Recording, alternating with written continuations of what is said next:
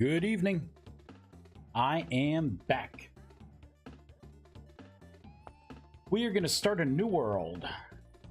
Start a new world for testing.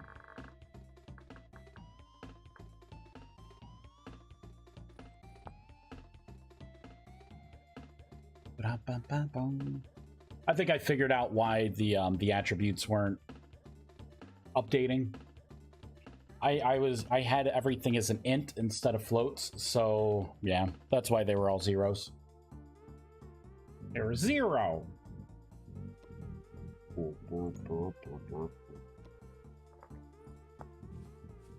Rust Mage.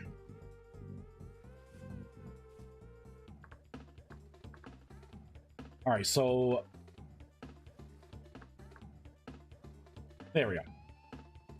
So let me take a look at a couple things here. Yeah, this says this is beyond your comprehension. I can't click on it, can't do anything. What about books? If I get a grimoire? Yeah, I can't do anything with it.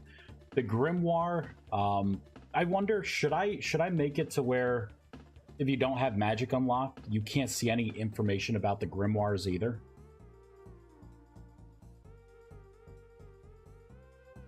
I think that'd be a pretty cool thing. Because if you're not going to partake in magic, you probably shouldn't.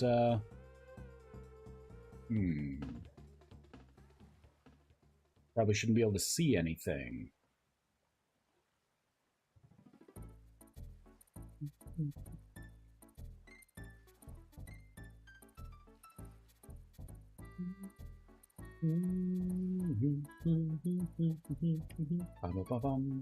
You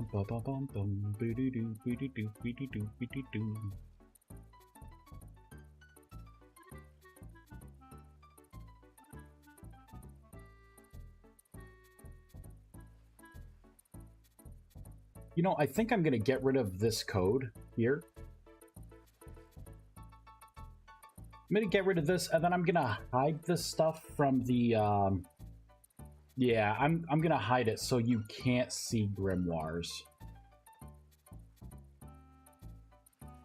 I can just foresee people being upset that, you know, I don't know. That, you know, like they're like, oh, I can't... they're going to try and admin things. I just know it. And it's not going to work out. It's going to be very poor. Let's copy that, put that in here. Now, you can see this if this.capi.world.player.entity.watched attributes .get pool. I'm getting really good at calling this stuff. So good. RMR references dot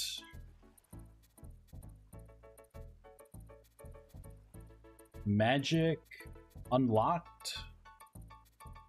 Is magic unlocked?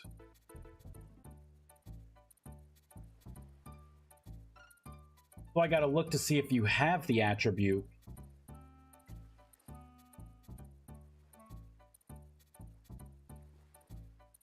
And then I'll do another if. I like to space them out.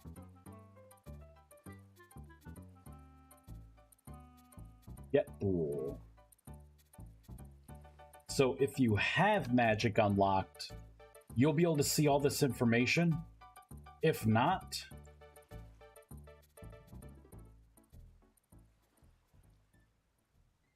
then I am going to just say that this item is beyond your comprehension. Where's that key? You can't read it.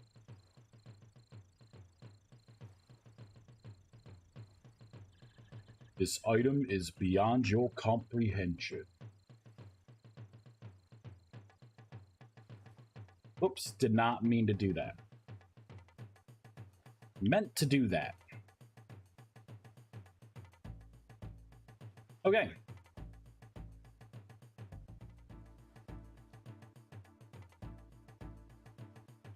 RMR references dot mod ID with colon plus. There we go. That should complete the key.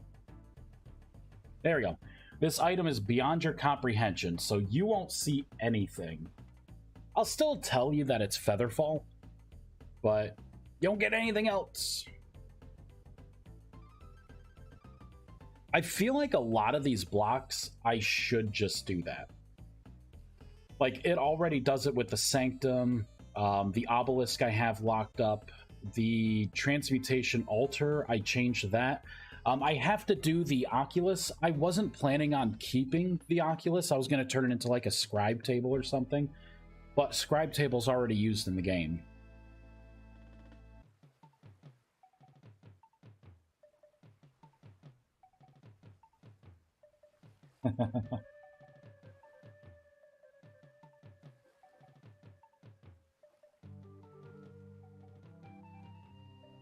There we go.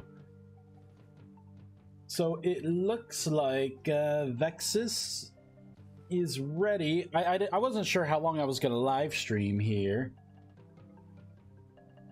Solution makes scribe table craftable and usable.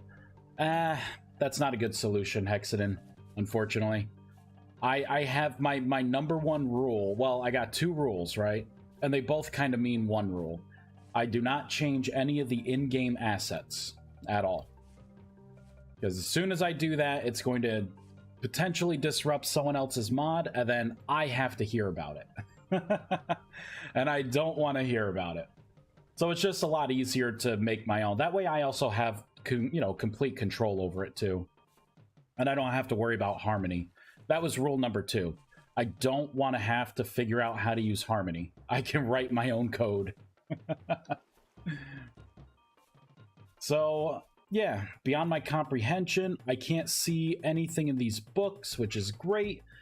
What I need to do is comment out all of these books, like make it to where you can't see them in creative.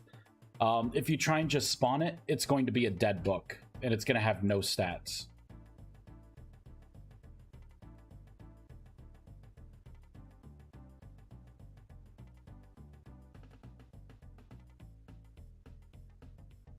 Okay, well, Vexus, if you're here, I'll stream. It'll be a shorter stream. Don't worry, I won't go super late.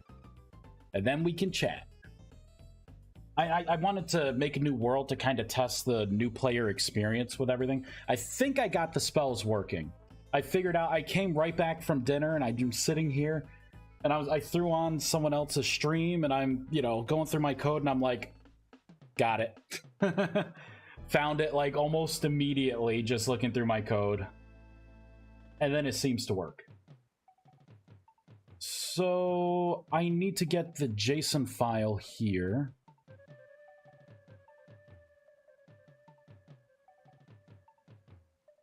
Grimoire. Boop. I'm just gonna get rid of the wild card.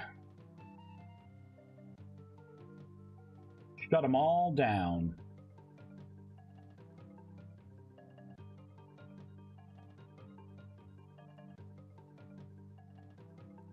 Right, so all these books will disappear, which is nice, right? It's gonna get rid of some of the bloat. My god, I have so many stabs. Holy crap. So many stabs. I think I need to normalize the Oculus since I'm keeping it. You know, this Obelisk, playing, like, getting back into the EQ kind of feel, I think I want to use the name Nexus. And anyone remember that zone? Like the Nexus, part of like the Planes of Power? I think Nexus would be a better term for the culmination of a certain type of magical energy than an obelisk, right? Like, I can put obelisks in. I was thinking as like random world gen items, like ancient obelisks, and then maybe like meditating near it, you can gain something. Or I could make use of the lore stuff. So this is a block you could find like the tapestries, and then you can have it in your place, and then other mages that come, when they look at it, I don't know, could unlock something. I think that would be a pretty cool thing. You gain a better understanding of your spells, or I don't know, something. Put a temporary buff on you. Increases magical damage ×2. Duration ×2. Alright. So all these are going to go away. I do like the fact that I can't see them right now. Let me unlock magic.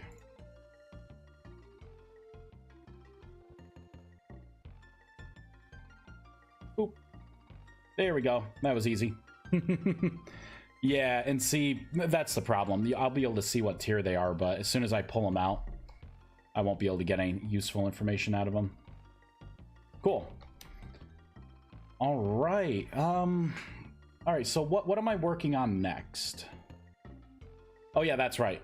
The Oculus. Let's normalize the Oculus. We're going to close all the tabs. Close them all.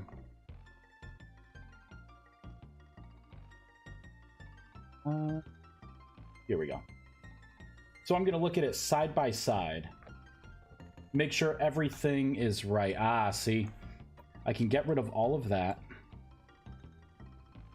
Get rid of all of that. So the variant groups I already took care of.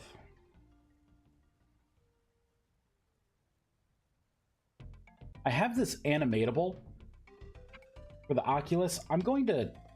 You know what? Actually, I'll keep it on. I was going to say, I'll turn that off. No, I'll keep it on. So the raw information, yep, that's fine. Oculus, North. I think the rest of it is pretty good. Yeah, it's other, which is awesome. Yeah, so the rest of it's fine there. You can ground place items on top of the altar, and they just float in the air. Well, it would make sense because there's a selection box and a collision box. And it is considered a full block. So yeah, you probably can.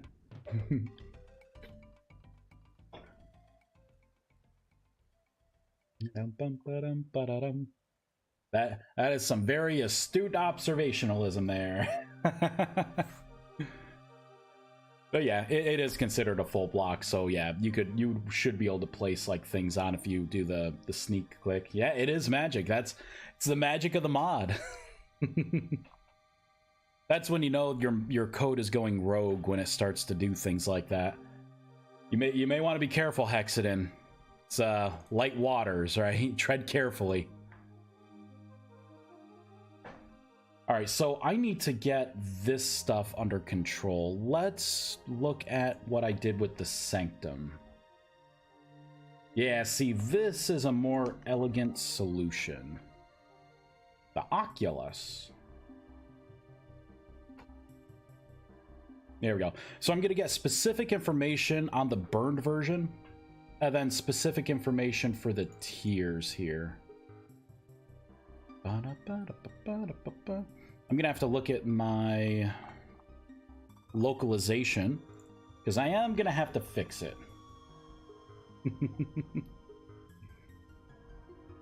Grimoire. I gotta go all the way down. Tooltips, item tooltips. Where are my block tooltips? There we go. The tiny little amount of block tooltips that I have. Woo. Okay, so I don't need that anymore. But I do need this, so it's going to be Oculus 1-1. And then 1-2. Oh, you know what? I'm going to cut this out. Paste. Combine knowledge fragments. Oh, see, there's no such thing as knowledge fragments anymore. Oh my gosh. So, combines magical items to create new grimoires. This process takes a while. I could say this process can take a while. Good enough. All right, let's put some flavor text in here. Let's get all super deep. So, peering into the rust warps the mind and hardens the soul. Okay, that's the sanctum. The obelisk. I really think I should rename the obelisk to the Nexus. And then reserve the obelisk for something else. You know, something else like a tapestry kind of thing. And you look at it and it unlocks something. It's something.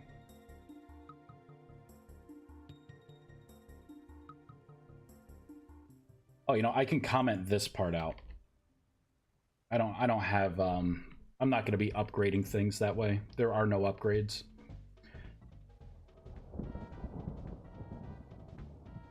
All right, so for the Oculus, this should be something like peering into the rust, right? This probably should be it.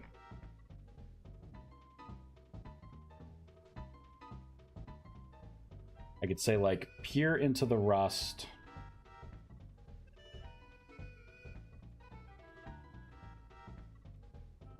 And write what you see? No. It's kind of dumb. All right, we need I'm just going to say put text here. I'll come back to the localization. If it doesn't come to me right away, I have so many other things to work on, but at least that will kind of make it the same as everything else. So let me forget mana again. Remove mana. Boop. Gone. Yeah, this item is beyond your comprehension. Oh, look at that, though. It's, I gotta change something. Scroll to the top, quick.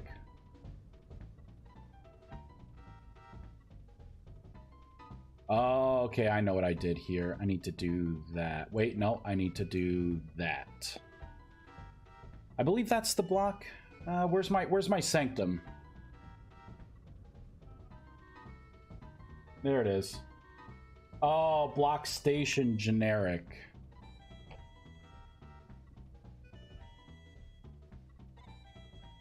Sweet. We're gonna log out. I'm gonna restart, rebuild, and then I'm going to go through the steps. We're going to make a couple sanctums. Well, I don't have the crafting recipes in for them yet, because I'm not sure what materials they're going to be for their final run, because I may get all these systems built and I'm like, you know what? I want to make magic wood. And all of a sudden it takes magic wood. I don't know. I'm unpredictable.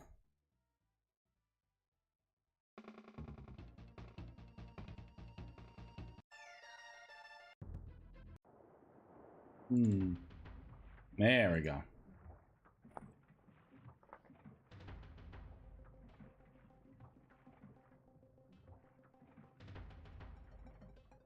Delicious.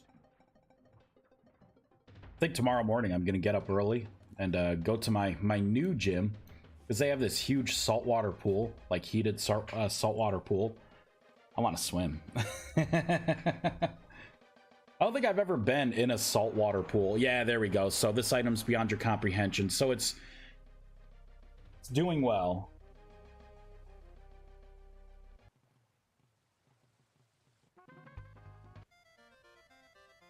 There we go.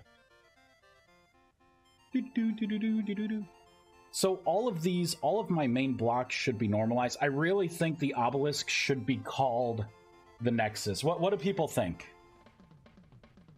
What do we think here? Should it be called the Nexus? Should I hold an obelisk in reserve for like a world gen item or some kind of fancy thing? Like a Nexus, right? A coming together. A gathering, if you will, of mana. Of magical essence.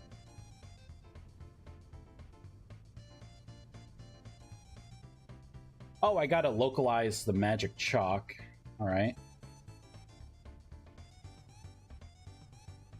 Man, there are so many stabs. Sometimes I think, like, do I give, you know, do I give too much You know, because like look at all these, like, I just look at all these staves. Is it too much having all of these types of wood? Should I just have one kind of staff? Obelisk sounds like something that enhances something else. Nexus sounds like a whole in itself. Yeah, because if we think about how things are going to go, right? You're going to have this unnamed item. And we'll just put that here, and we'll get some kind of cobblestone. I do dislike the item below. Yeah, I do too. Like, it's one thing to have, you know, a bunch of unique items, but I think, like, the items itself, the bloat really comes in right here with all the staves, because I have one for every type of wood, and then I have 4 different versions of it. Right? 1, 2, 3. Oh, technically I have 5. Yeah, so I have 5. Right? The first one's like the basic entry level, doesn't last long. You know, you cast limited spells, doesn't hit hard, and then it just kind of gets better from there. But the problem is, it's like, you know, you get all of these wood variants. It's rough. Yeah, I wish I could do metadata. I tried to get something like that going, with the blocks anyways, and I didn't quite understand how to do a live texture swap, which is unfortunate.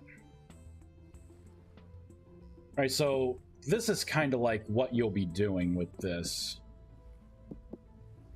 right? So by itself, if you don't put anything down, it's gonna hold like maybe 100, maybe 200 mana, right? But then if you put the runes down, it's going to be able to hold 1,000 mana. And then if you kind of build out from here,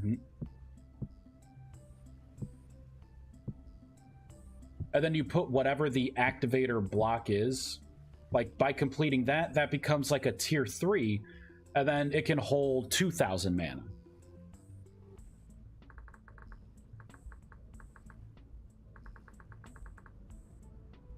Mana!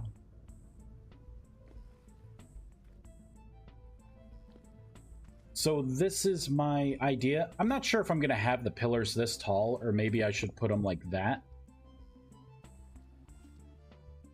I guess it really doesn't matter, honestly. So I'll just keep them like that. And it's not going to be these blocks. I just wanted to put them up for coloration. I don't know what to put for these blocks. If it should be like some of the mana stone or something. It looked weird putting crystal on top.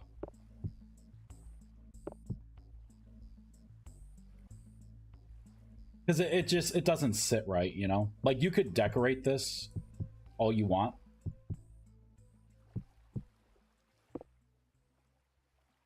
Because I'm really just going to be looking for those blocks on top. You could even decorate the block on top.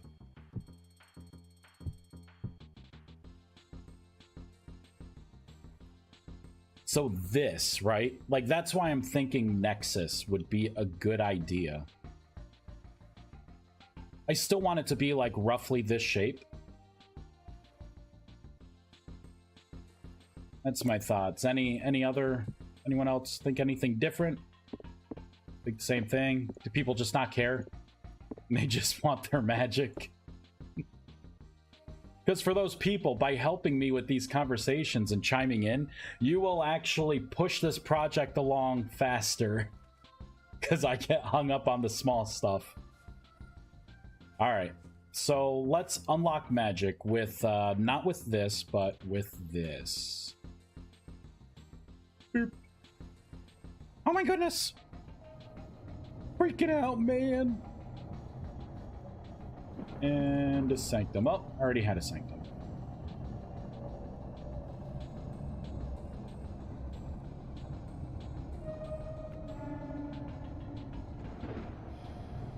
This item is beyond your comprehension. That's so mean! I can make magic. Oh, I can mention small stuff all day. Well, I guess there is a difference in derailing as well. So Hexanon, I mean, you said, you know, it makes you think of one thing one way, right? And then, you know, Nexus as like a whole. So what do you think something like this should be? Because I'll tell you a little bit more about this. Now that I'm gonna have this chalk, I want to be able to do like different kind of like spell ground, like ground spells based on these configurations. So I think that's how I'm going to have you convert this into either a light essence or a dark essence generator.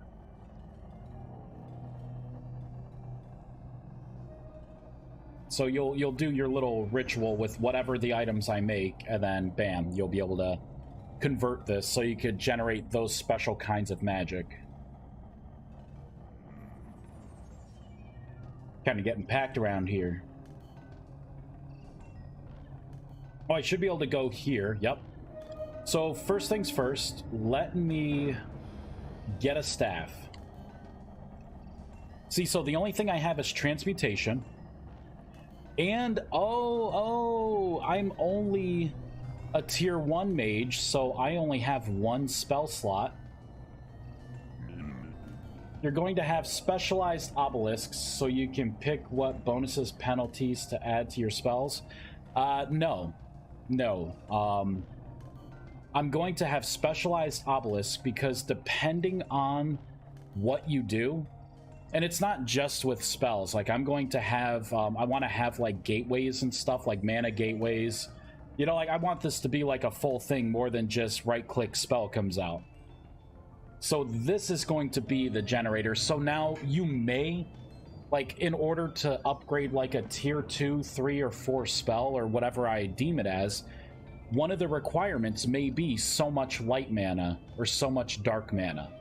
And in which case what you would do is like whatever the portal is up top that I make when you start to, you know, do this process, you'll be able to like, you know, bind like, oh, this is the light obelisk and I have this much essence stored in it, light magic, and this thing wants, you know, 200 units of light magic. You'll be able to link it up and then transmit that data as part of the I'm running around and trying to do things. So it's going to add some flavor, and by having a light and a dark, like especially with the dark, I can try to get into some blood magic-y stuff with the mana, you know, with like magic. So there could be like ritual sacrifices and stuff. You know, I could make it to where like the dark mana, maybe it's not something that's at night, maybe it's something that you have to like feed it NPCs or drifters or even other players. You know, maybe it's more like a portal that when you go into it, it starts to do damage, and all that life damage gets converted to that dark energy. Yeah, it's not really going to require a PhD. I mean, it's still all kind of basic. You know, this is going to be the thing that links all the other things together, so you'll be using it a lot. And I think it's going to be fun. And if anyone ever used Ars Magica, they'll know exactly how it works. So, because I'm pretty sure this is exactly how Ars Magica is.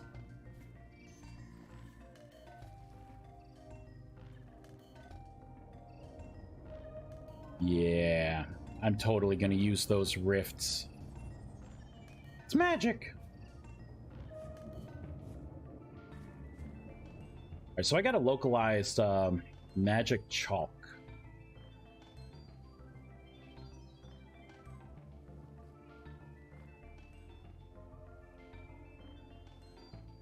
All right, where are the blocks? The blocks are they have such a small footprint. It's hard to find them sometimes. All right, let's copy this, paste this in. It's going to be block, magic, chalk, block. And honestly, too, I think if a magic mod doesn't have, like... magic mod should come in two flavors, right? There should be the easy stuff, right? I put book in here, I bind it to myself, I cast spells. That way, if anyone wants to do just entry level, don't want to think about it kind of stuff, there you go. You could do that. But if you want to get better and you want to succeed and maybe make life a little more interesting and get more rewards, then yeah, you probably should learn some of the basics, you know? Like, you probably should put forth a little more effort. We all have the ability to learn. I think this is going to be cool. But I'm not hearing no to changing Obelisk, so I will probably change the name from Obelisk to Nexus. The Nexus. That really makes me want to play EverQuest.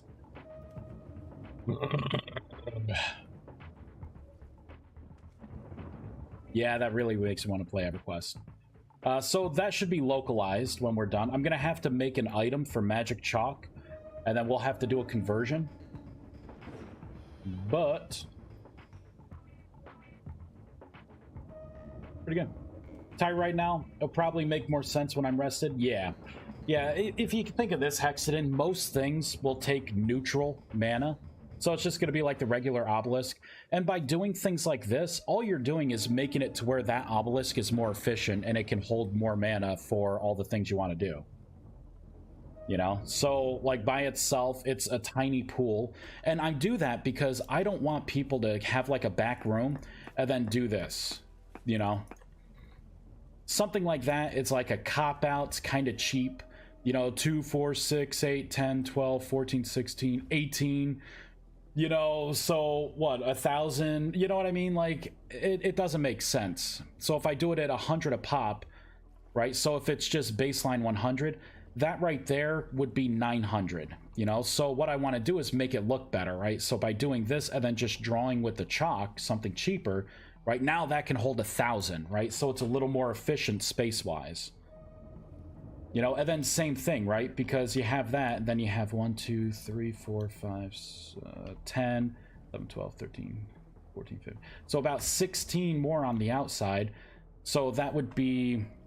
what, 16 plus? So, you know, altogether, right, something like this where it makes it 2,000, it's worth it to, you know, or 2,500, maybe I'll make it like 2,500. It's worth it to just build the structure instead of having to, you know, place a ridiculous amount of these. And then, you know, how are you going to get to like link this one to over there, right? So I thought about how this like system should work, right, to promote you actually drawing the symbols, getting used to it. And then what I can also do is, like for Magic Chalk, there's nothing that says I can't have it to where maybe you can draw chalk on the ground and then do world magic that way too. You know, like maybe I can have some hidden things, like for a minor run speed increase, you know, you put chalk, you know, chalk in a certain pattern next to something else, and then you cast transmutation, and then you create something new. Like maybe that's how you get obsidian. You put a stone in the middle of, you know, something like this in like a specific kind of array pattern that, you know, you would have to find out, you know, something like that, and all of a sudden you can cast transmutation on the middle and it sucks it all in, and then you can get, you know, a couple chunks of obsidian just by using some cheap chalk and magic. You know, it opens it up to be able to do more things. And it's not going to sound like glass when I'm done with it. Yeah, so this... So, what, 5, 10, 15, 20, 25. Oh, I put one too many rows. So... Calculator!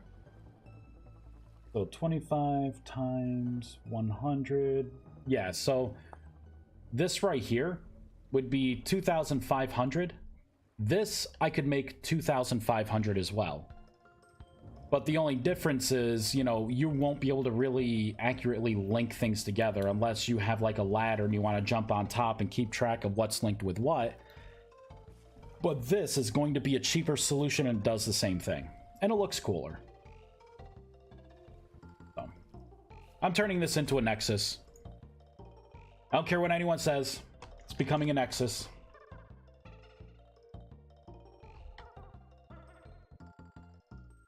So I'm going to take everything that's obelisk. Nexus.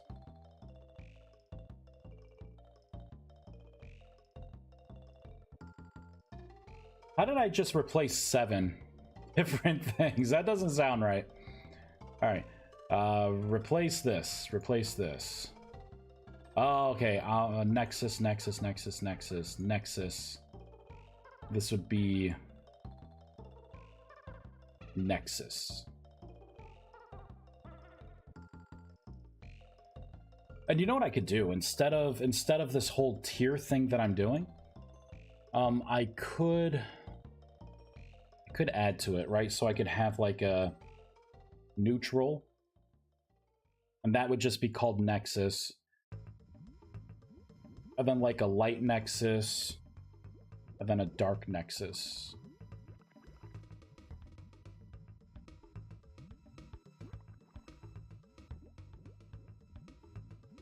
I put my dashes in. Here we go. Man, Donkey Kong Country 2 has some awesome music. I don't know what it is. Maybe it's just rose-tinted glasses, right? Maybe it's just something that I grew up with and I'm very fond of. Nexus.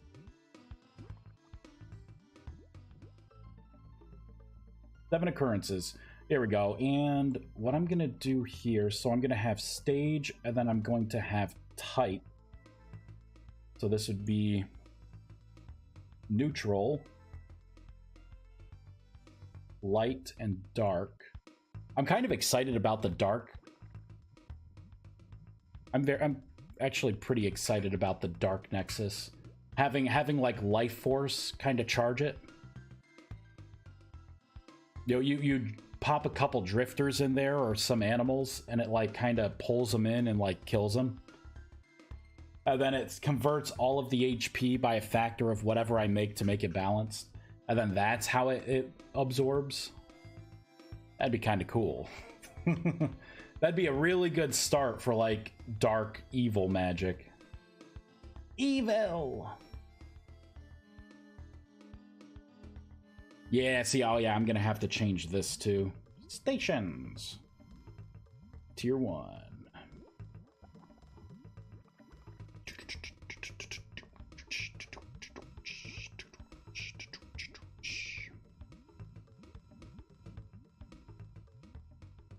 So I'm gonna save that. I'm gonna have to come back and redo this part, because I think some of these keys are not valid. They're invalid.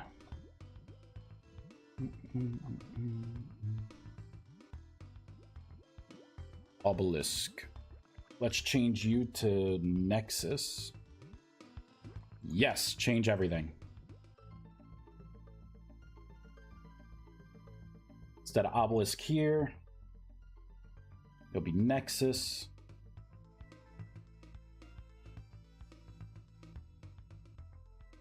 So there's nothing obelisk there. O-B-E-B-E-L-I-S-K.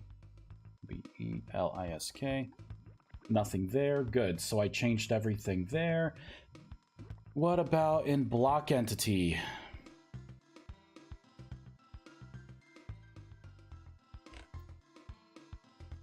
Nexus. Yes.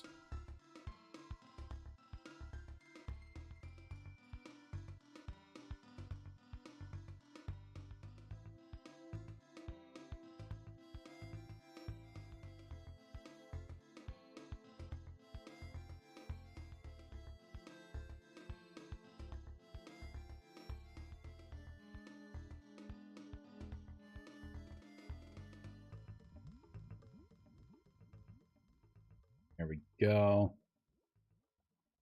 I'm gonna have to change all this stuff here as well. So anything that is obelisk, convert to Nexus. Anything, oh wow, I didn't even I didn't even change these keys. Oh geez. Well, I guess I could do it now. Whoops.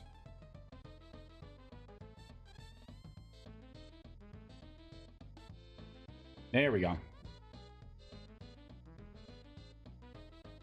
I think that should be almost everything. So there's no obelisk there. B-E-L-I-S-K. Nope. O-B-E. Nope. Good. I think that's everything that I have. No, that's almost everything I have to do. I have to come down and change the shape. Gotta change the shape. Stations. Obelisk. There. Now everything should be a nexus. And I can hold on to obelisk. Because I think an obelisk is something that should transfer knowledge, right? Some kind of lore thing. And then the nexus could be the gathering.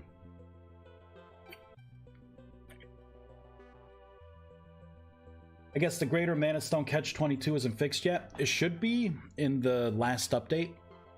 I kind of collapsed everything down, so tier 1 transmutation altars can make yep, and it's all gone. Tier 1 transmutation altars should be able to make all the mana stones. You just have to put the lesser mana stone back in. So you use the temporal gear to get your lesser, and then you put the lesser back in, but you got to put more mana into it to get the greater, right? And then the greater goes in with even more mana to get the superior, and then the same thing for celestial. Just to make sure.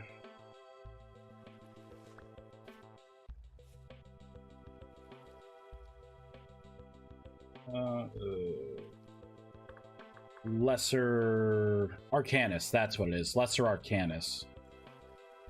So you should be able to do that. More Naya. Wow, hey, thanks for the sub. Woo. 1! Thank you so much for that. I appreciate it. And enjoy those mods of my face. This is how much I enjoy your mods. Oh, thank you very much. Hearts. Yeah. This magic mod, I'm really excited to play it. Like, once all these ideas are like out. Oh, it's gonna be so good.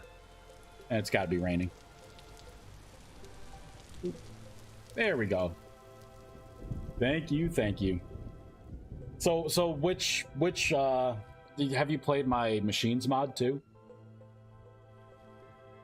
Because I'm gonna have to give that one an overhaul now that it's easier to have a server up for testing. I can actually test multiplayer because I didn't even do that on the other mod. Yep, and Rustbound Magic, nice. A lot of changes coming to Rustbound Magic. Moobot. Oh yeah, I wanted to test the Sanctum. All right, so I put it down. We have our staff. I only have the transmutation spell. Oh yeah, I got a fixed transmutation because right now it's instant cast, which is kind of funny, right? You can just instant cast transmutation. It's awesome, and it requires no mana, which is even better. So I've heard. All right, so we have that. So let's make a couple of books with the new Oculus. Boop. All right, so I'm going to need my runic paper, and I'm going to need, oh man, what was it? Arcanus. I hate when I do that. Boop. This is going to be going away. So it's going to take about a minute, and then we should start producing grimoires. Man, I want instant cast transmutation. Do you, though? I mean, I got to put like a 1-second cast on it. I'm trying to think what I want to have, like what spells I want to have as instant cast. Because I think I have the ability to do it. I just don't know how to implement it, right? Without something like that being super overpowered. Yeah. Well, Hexanon, with this Nexus system, you won't be babysitting altars anymore. That is a thing of the past. Now you literally just link up your transmutation altar or the Oculus, or if I ever make anything special with the Sanctum, and then it just like pulls from this collective pool. So if you want to power everything, you'll be putting in whatever the burnable item is that I make, and it's going to convert it into that magic neutral essence. Ooh. Paper. Hey, we got the spell Plunder. Ooh, this is actually a really good version of it. Only 10 mana. The cast time is 15 seconds, but the duration is 61. The default is, or 81. The default is only 60 seconds. So this was a really good proc. I think I want to make it, to where if you don't own a Sanctum, you cannot put books into it. Because right now you can. It doesn't show up because it's not soulbound to you, but I'm going to stop that. The Oculus Rift, oh yeah. We'll all rate reality moving faster. Come on, that's the transmutation, right? I was thinking more Oculus to like see through, because the whole Rust world is my theme for Magic, and the temporal stability. All right, so let's fix this. You should not be able to put a book in here or remove a book. So I'm gonna keep one book in there. Or you know what? Maybe I will allow you to remove a book. You just can't place any books if it's an unsoulbound Sanctum. So let's look at the Sanctum code. Oculus. All right, Sanctum code. Let me minimize that. Lock Station Sanctum. See through a temporal rift or the all-seeing eye. Yeah, it was kind of a little Lord of the Rings inspired there. If I was better at shaders, I would want to make it look more like an Eye of Sauron, but rusty. But I have no idea how to do that. And the other people that I've asked, like other modders, are like, I don't know shaders. I just kind of, kept messing with things until I got something. I'm like, that's what I did. But you could look up videos where people talk about the math and everything and doing these basic shaders. And I'm like, but that doesn't, it seems like that math doesn't apply to how shaders are in this game. So I don't know. How to unlock spells here 4, spend 1 hour straight at 0 temporal stability, peer into the Rust world. Let me tell you, if the game world supported dimensions, I would totally be making like a Rust world you could like teleport into. Totally be doing that. Be like, you could be like a planeswalker, right? I'd make a portal, right? It'd look like a Rust portal, but when you enter it, you would actually teleport into a Rust world. Test. Oh, I should probably fix that. I probably shouldn't have it say test. I don't think I'm even using that variable, so it doesn't matter. I've been wanting temporary off-world dungeons forever now. Yeah, well, the game world has to be able to support it. It doesn't right now.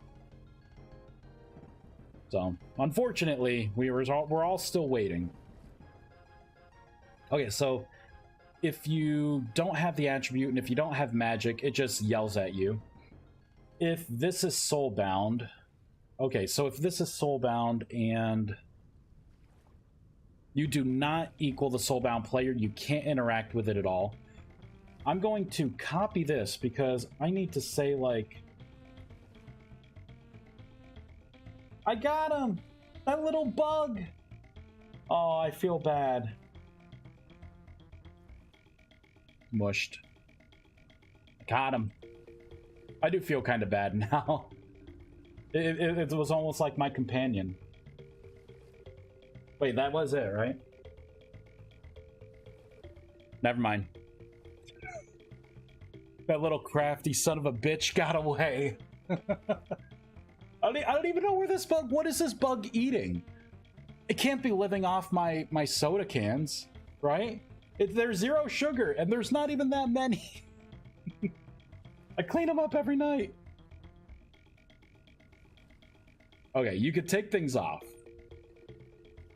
You have a book that's shelvable. Okay, try to put... So what I'll do, I'll put an if statement here. If this item is not soulbound... Oh, wait, no. If this item is soulbound, then try to put things in.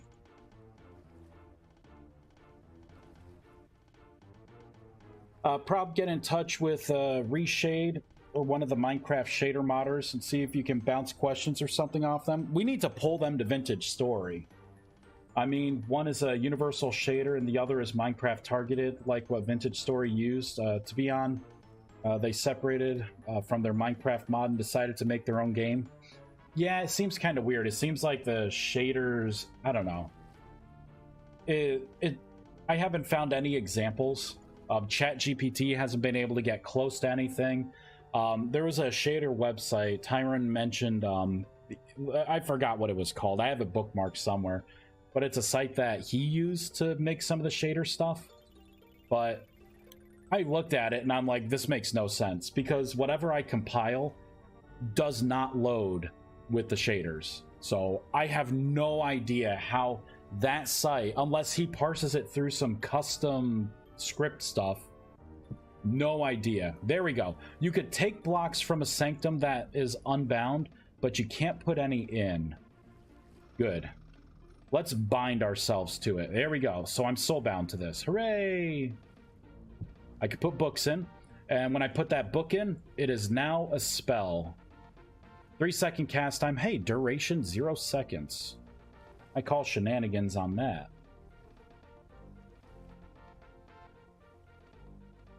Let me get some of my mana back. Boop. Oh, insufficient mana? Let me guess, I have 10 mana. This costs 14 mana. Are you kidding me? Alright, let's pull up transmutation. Poor broken transmutation. Get out of here. There we go. We'll meditate. Your maximum mana has increased. Good. I have 11 or 12 mana points now. Good.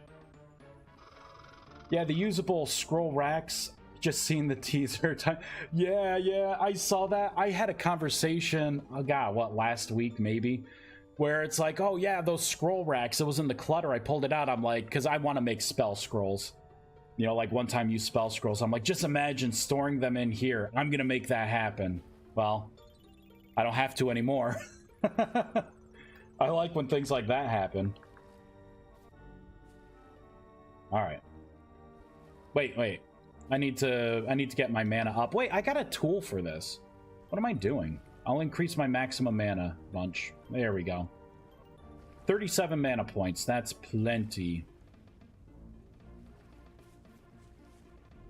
Oh yeah, I gotta put this new spell into Plunder. So right, duration. So duration is coming up with 0 seconds. So I got something in duration wrong. Cast time is working right. You know, before I cast this spell, I'm going to check the GUI. I may not have fixed an issue in the GUI. Maybe. I don't know at this point. So it's going to be under spell information. Where's duration? Mana cost, cast time. GUI, effect, befriend, effect, damage.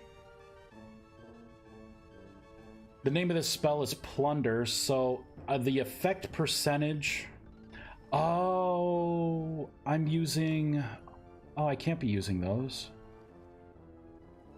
Okay, so it may still have a duration. I just can't see it through the GUI because I didn't update. It's still using the old static stuff we had to migrate off of.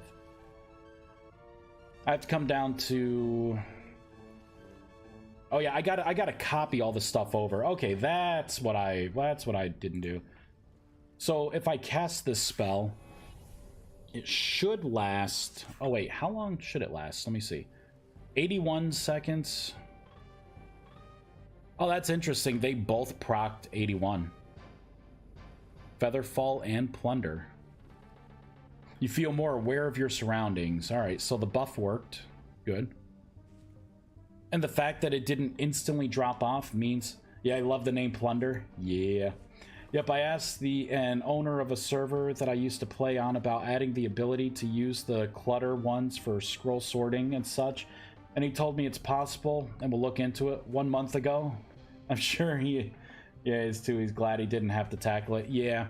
I mean, it would have been just adding a basic inventory to it. Not even a GUI, just something similar to this. You know, like you just put a point, kind of do the math to where you could just like duplicate it and space it out so it looks okay. Boop, boop. So if I do that, it should have updated. Yeah, it moves the spell. Good. Although now this is the interesting problem.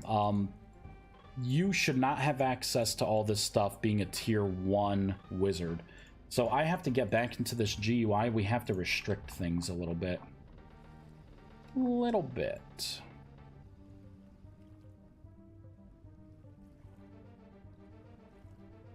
Okay, so I think what I'm going to do is copy, or I'm going to cut these out. I'm going to say if paste. I think I was doing it here. Yeah, I was doing it here. I was getting the player and making sure you were above a certain tier in order to see some of this stuff. So this would be tier 3 and this would be tier 4.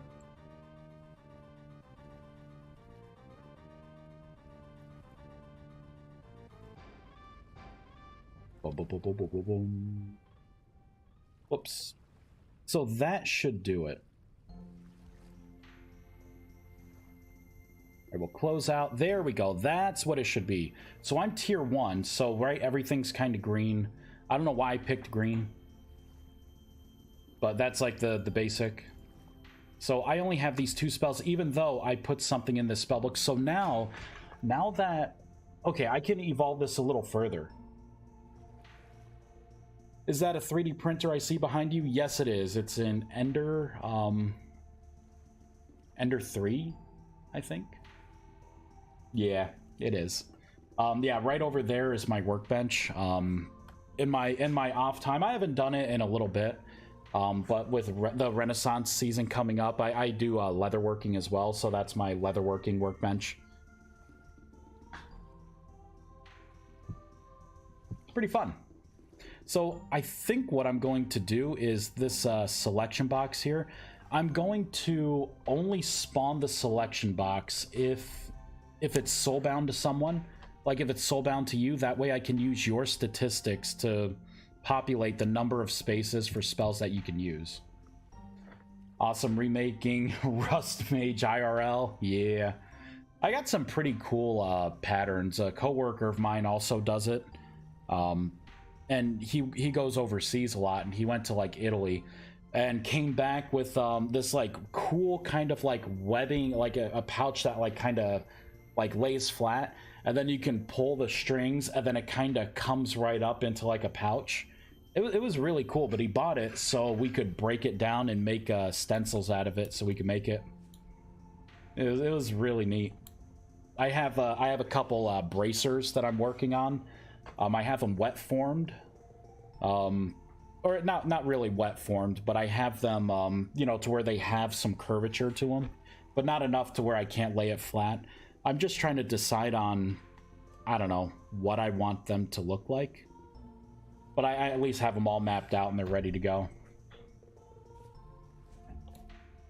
So, yeah. Fun! Alright. Let's do this, because I think that's going to help people a lot. Because I could see someone being like this, and then opening their spells and be like, why can't I see my spell? I only see this. It's because you're a tier 1 mage. Gotta be careful with your spells. Alright, so let's go into the Sanctum.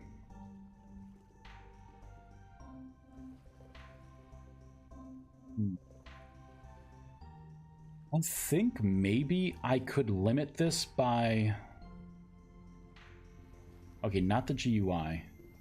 Sanctum. Maybe if I get rid of the selection box, it may stop the rest of the logic.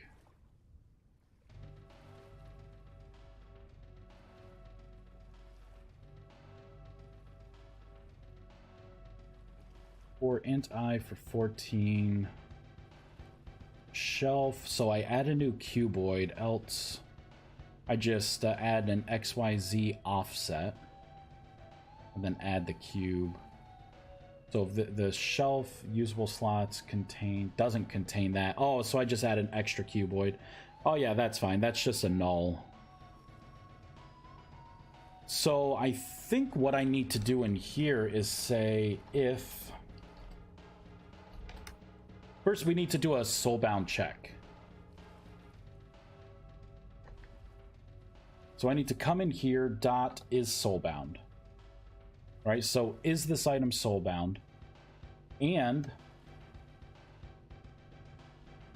be shelf dot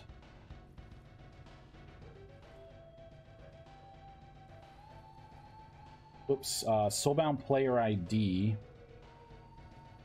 So I need to get CAPI. This dot CAPI dot world dot player. Oh wait, player UID. I could just jump right into that. Player. No, I can't. I got to do player dot player UID dot equals. Then I can do this check. So it's got to be soulbound. And you have to be the person it's soulbound to. So by doing this... Ah! What is it not like exactly? So I got a valid ID. And it said it's true. Reference, object reference not set to an instance of object. Alright. For now, I will comment this out. There we go. Let me gracefully shut down because I added a lot of stuff. Got a question for you. The light spell, is it normal that it lasts longer than a day? And you end up having to attack it to get it to remove by itself? It is not normal. I definitely messed up the math calculation. It's supposed to last 48 minutes, which is one in-game day if you don't sleep. Or 48 minutes. 48 minutes. I obviously have an extra 0 in there, or 2. So... It is something that I do have to correct. So that they're more like, instead of like temporary lights like they should have been, they have become more permanent ones. Which, I mean, you know, I don't see a problem with that right now. I wanted to get the new magic system online before I tweak many other spells. That way I can get this into people's hands. All right, so we have that, right? I'm gonna look away. Oh, am I even doing anything with CAPI? Am I initializing? Okay, I am at least initializing it.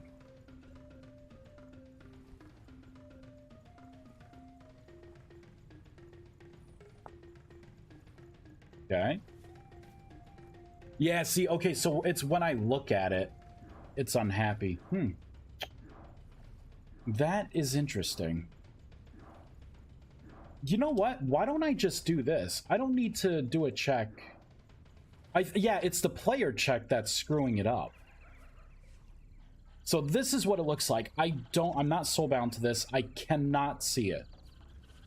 Now I can see it. Now what I can do is say, okay, I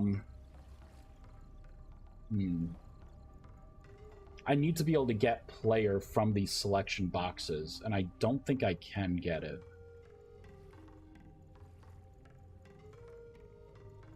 I'm gonna put a print statement in here.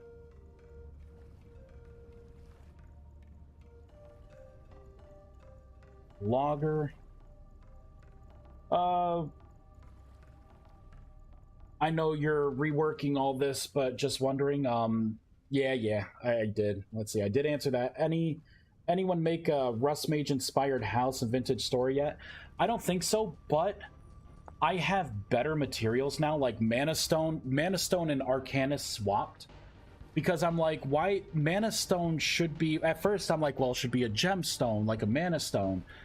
But then I'm like, well, why not just make like Mana Stone rock be, you know, since it already has stone in it. So I made the regular smooth stone.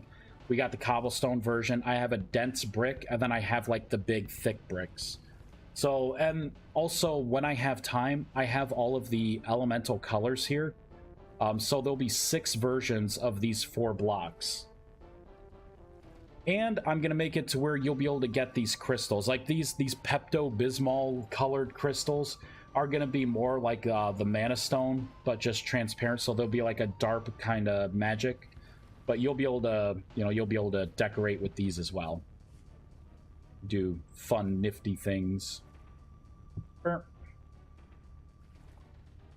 Because I kind of want, if you do magic stuff, you should be able to make like a mage tower. Like with me, when this mod is like playable and I can stop no-lifing it and I can actually play it, I'm going to be making a mage tower. I'm going to be a Rust Mage. I'm going to be researching books in my hovel. I'm going to have like spell scrolls and stuff for sale on the server I play on, whatever server that ends up being. I'm going to have these. I'll be like, what's up? Mage time. Cast my fly spell and like waft into town amongst the mere mortals. You know, at this point, we need the capacity to search servers by mods. I fully agree.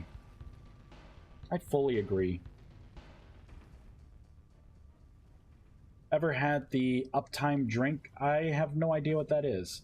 Might definitely join a server with Rustbound Magic. Yeah, right? I'm going to be targeting those specifically. If you use my other mods, great, but that's the one.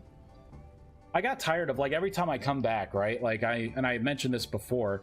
First thing I search for in the mod database is magic. And I see people tagging things as magic, and I'm looking and I'm like, this isn't magic. Come on, man. Why are you going to get my hopes up? I was like, are you just trying to get more download hits or something? I don't know. But yeah. Works wonders. Yeah, works wonders. Focusing mental fatigue is wearing at you. Honestly, when, you know, like, there's going to be some point tonight where I start to hit a wall, and I'm going to start to slow down and just get tired. But, I mean, you know, just a good night's sleep, and I'm back at it. Uptime is like an energy drink, but it targets specifically mental fatigue. I use it for university studies. Well, I haven't really heard of it. Much better. The monster uses less sugarcane. Yeah. More, if you can build, we need to make magic runes mod. or I mean, the ruins mod, I think they have something where you can upload your own schematics, right? Like it can use schematics. If that is the case, I mean, if someone makes something that like wows me, and it's like, wow, that should be a random generated thing, I could put it into where my mod could check to see if the schematics mod is in there. And I don't mind having that be part of the mod, right? And then just have like a random generate, but it's gotta, we're not talking about a little, you know, little thing that I could do in like 10 minutes. Like if I see some like chiseled work and, you know, something awesome, Because I think all I would have to do is create a new folder. I don't even have to like check for the mod. I can create like another folder in the assets, I'm pretty sure, and I can say like, you know, whatever the better ruins or whatever that, you know, name of the mod is, and then just drop my JSON file, like create the paths and drop that JSON file in there, right? Or you know what I could do? I could talk with I don't think it's the Dill. I would have to look up who does it. I'm having a brain fart now. But yeah, you know, have it be like, hey, I got these ruins. When your mod is on, I want my stuff. Like when our mods see each other, I want them to wave and say hi and be friends. How can I make this happen? Flash time, set day. Woohoo! Better than Monster? Yeah, I don't drink any energy drinks anyways. I don't even drink coffee. The closest I get is 0 sugar. Sometimes I'll have like, this is like the real Mountain Dew, but this is like 80% full.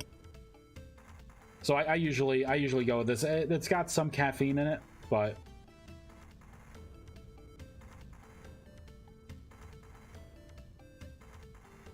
delicious. Like piggyback with compatibility with others. Oh, wait, yeah, magic runes. Export a schematic and make ruins mod. Then insert with others. Yeah, it would be, like, if I were to do something like that, I would target it would probably be the better ruins mod.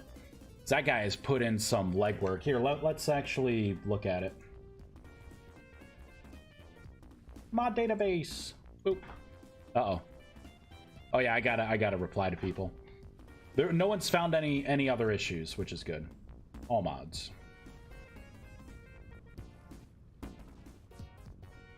Oh, we got just more ruins. Yeah, better ruins. Oh yeah, it's Nicholas. Yeah, that's right. I should probably shoot him a Discord. Loop from other mods if enabled. Yeah, because like I could have my mod enabled there.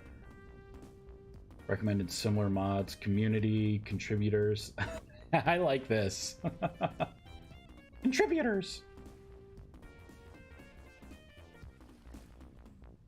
Commands locators on the surface. Custom loot tables. Mega structures. Yeah, if this mod is getting added after world creation, okay. So I don't see anything here. There's got to be a way to do it.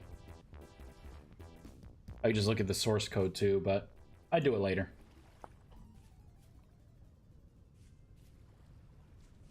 Dude, brain farts is like my daily mantra after COVID. Had COVID brain for 2 years. Oh God, I'm sorry to hear that. Yeah, I've heard that, you know, that's been affecting some of my coworkers too. Luckily, I was one of the people that like got COVID, and it was funny because like I was sick, sure, like I had a runny nose and, you know, I felt like a little drained, but, you know, like a slight cough, but it wasn't even like a commanding cough. It was more like, you know, if you ate like scratchy popcorn or something and you just got to like cough it out a little bit and then you're done. But then I got this other sickness maybe like a month later, and I think it was like just the flu. And I even had my flu shot. That thing floored me. I was just dead. And I took like 3 different COVID tests, like and nothing. You know, like I scheduled to like go drive by COVID test, negative. So it wasn't COVID, but I think it had to have been like the flu. Killed me. I was sick for like weeks with that. Like it was a horrible experience. My throat was destroyed. Oh man, I was hating life. It was rough. All right, I'm just jumping around now. I gotta be productive. Coughing a little blood, spitting with blackouts and hard time breathing. Whew. Yeah, well, I did like the virtual visit, and one of the first things they asked me was, do you have difficulty breathing? Or do you get fatigued easily? And I'm like, no. And they're like, okay, fine. You know, you're fine. Just, you know, get plenty of rest. I'm like, okay. You know, The only reason why I'm even coming to you is because, you know, I have a responsibility working in education, and I got to make sure, you know, like with my employer, like everything's good. So plenty of rest. Got it. No work pizza parties for me for a little while. All right, what are we working on? Okay, let's keep working on the Sanctum. So we have successfully done this. Now, if I soulbind this to me, then the book spaces become available, and then these go away. Now, I can't interact with these at all because I am not bound to the Sanctum, which I am okay with. So I could soulbind back to this, and I could pull blocks out, so that is working fine. Now, we need to do a search and a restriction. Yeah, because we can't interact with anything there. Excellent. Boop. I need to restrict this to one slot because I'm a tier 1 mage. Oh yeah, that's right. I was gonna put in a logger. A logger. This I want to do world.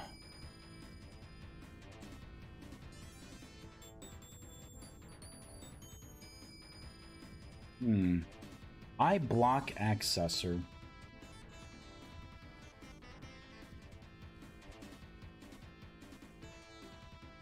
That's not it.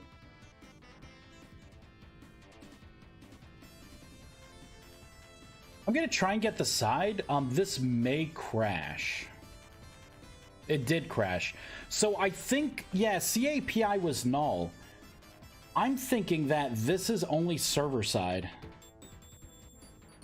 This get selection boxes. I think it's only server side. All right, it's getting hot in here. I should not have turned off my AC. 1 second here. I'm just gonna get up.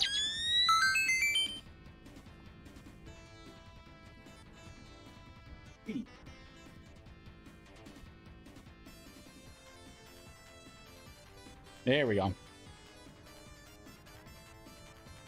Oh my god, that feels so much better. Oh, it's so good. Caress me, fan. Yeah, I think I can't get CAPI because I don't... that sucks. Ended up with asthma 1.5 years later. Yep, was pursuing education for 6 years for English linguistics. With a focus on becoming an English teacher in other countries. Totally know how strict they are, yeah. Got to meet some of their demands sometimes. Now in CIT, so Vice needs a root beer float, yo. I haven't had a root beer float in so long. I almost got one last weekend. There was like an A&W's that we were passing, and I'm like, I kind of want a root beer float, but by the time I made the decision, I was already past it, and I'm like, yeah, fuck it. I don't need it that bad to turn around. So I can't use this. This is going to be a very interesting problem to solve. Because this is totally server side. Yeah, you should get one next time you have a chance. Yeah. Yeah, and with education, I'm actually going to be switching careers. I got a pretty good job opportunity that I'm going to be starting later in this month. It's going to shift my streaming schedule a little bit. Normally, like after work, I was able to just kind of hop on and live stream till I had to be an adult. Now it's going to be more like towards the night. And I'm transferring from education to healthcare. So I work in network infrastructure. I work in IT. So I usually have various schools that I kind of install the equipment for the staff, tell them what to buy and whatnot. So I'm going to be doing that in the healthcare setting now, making pretty much almost double. Like, it's pretty awesome. But the funny thing is, it's the same type of work. I'm still going to do network assessments. I'm going to be installing and configuring like the switching environment, the wireless, voice over IP, content filters, kind of making everything work. It's it's going to be fun. There's a new hospital that's being built, and I'm going to be reporting there. So but then it becomes a the goal is because, you know, they were saying that, you know, like for an engineer, right, like they pay you a lot, right, so you're worth more behind a keyboard than you are a steering wheel, so it becomes remote. In which that time I'll be able to get more 330 to 5 streams again. Yeah, I'm getting into cybersecurity. Nice. Very nice. Yeah, it's interesting. I've dealt with Sophos firewalls, Palo Alto, Barracuda. We're doing iBoss right now. It's pretty cool, you know. Each one's a little different, right? Like the iBoss thing, we did the transition from something that was like VLAN based, you know, subnet based, to, you know, having it like get right down to the user.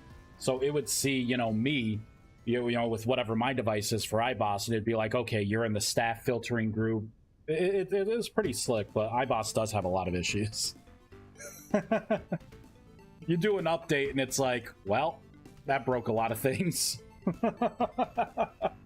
Oh, that's great. You got to regenerate some certs here and there, like. Yep, and the retraining stuff you got to do when you put in new stuff. Yeah, retraining the employees. That's the hardest part, you know. Like, a lot of these hacks can happen because, you know, someone clicks on an email that obviously is fake because they wanted to see like a celebrity sex tape, or they wanted to see what the cure for herpes was, or, you know, their Amazon package is gonna be late. And I'm like, something like that, I'm like, the Amazon thing, why are you using your work stuff for Amazon? You know, like, oh my god. Oh, you got an Amazon gift card, click here. It's like, was it worth it? Was it worth it? All right, so I have to do a call. You know what? I'm doing this somewhere right now. I'm doing it here. I figured this out. I remember. I'm just going to use this code. Wait, it was up here. Yeah. So I can get the world, and then I get the player UID. And then I can make sure, if I want to, that they don't equal null. So yeah, this little bit is going to be what I want to do in the sanctum. So instead of player, I'm going to have to get the world from... can I get it from block position? Can't get it from block position. My block accessor is my only hope. My only hope. Wait. I could do this. This dot block, right?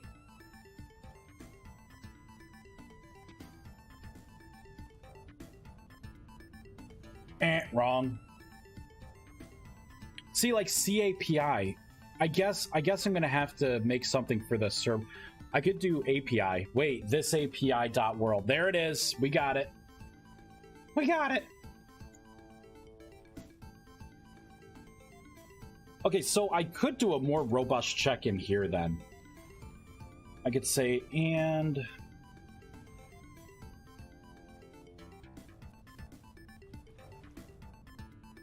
I'm gonna cut this out. I'm gonna put it right here. Yeah, I'll be wet behind the ears. Now, if it was military, that's different, but yeah. Do you ever use a bait email for security purposes to see who has been clicking on it? Yeah, we do phishing campaigns. It's even funnier when it's someone from, like, our operations or engineering group that clicked on something they weren't supposed to. And it's like, now you're gonna have to come to the training class. What got you?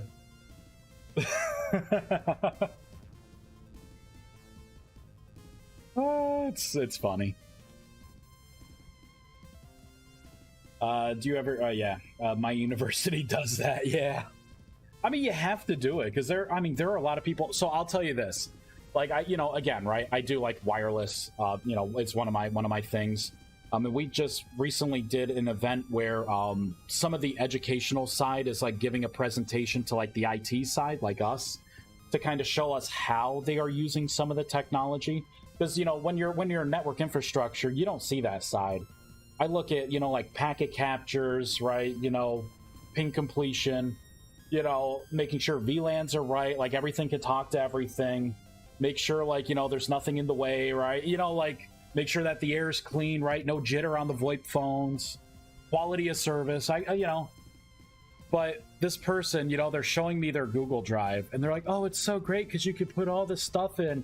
And then she scrolls down a little bit, and what do I see? A picture pop right up. Well, one of the things she clicks, a picture pops right up, and it's a picture of a sticky note of a monitor, and it had the SSIDs, the Wi-Fi passwords, on the sticky note. Just everyone in the presentation for the building. And I'm like, oh, are you kidding me? And she's like, whoops. I'm like, yeah, whoops. And then some of the other guys from operations are laughing. And they're like, yeah, you know, I'm not going to use my real name, but Vice, yeah. It's like, Vice, looks like you got to change the password again for that. And I'm like, And she's just like laughing it off, like, oh, it's no big deal. I'm like, come on, man. Make that person head of security.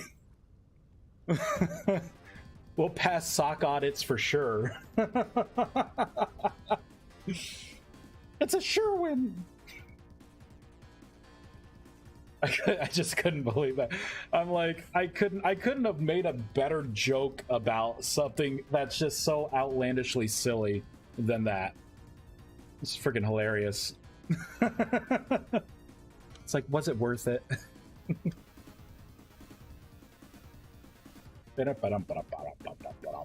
So I think I'm gonna do, I'm gonna put the if statement in here. I'm gonna break it up.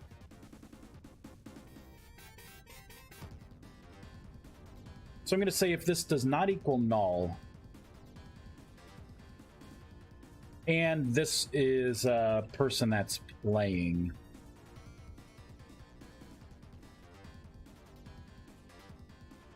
All right, I think this is going to be pretty good. And I could pop this into here. All right. So I'm going to try and get this from the server perspective.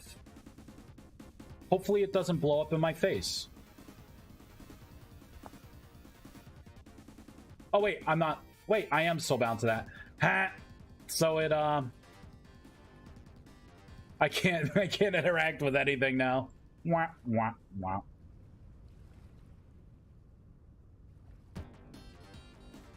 So, right, I'm getting my player ID.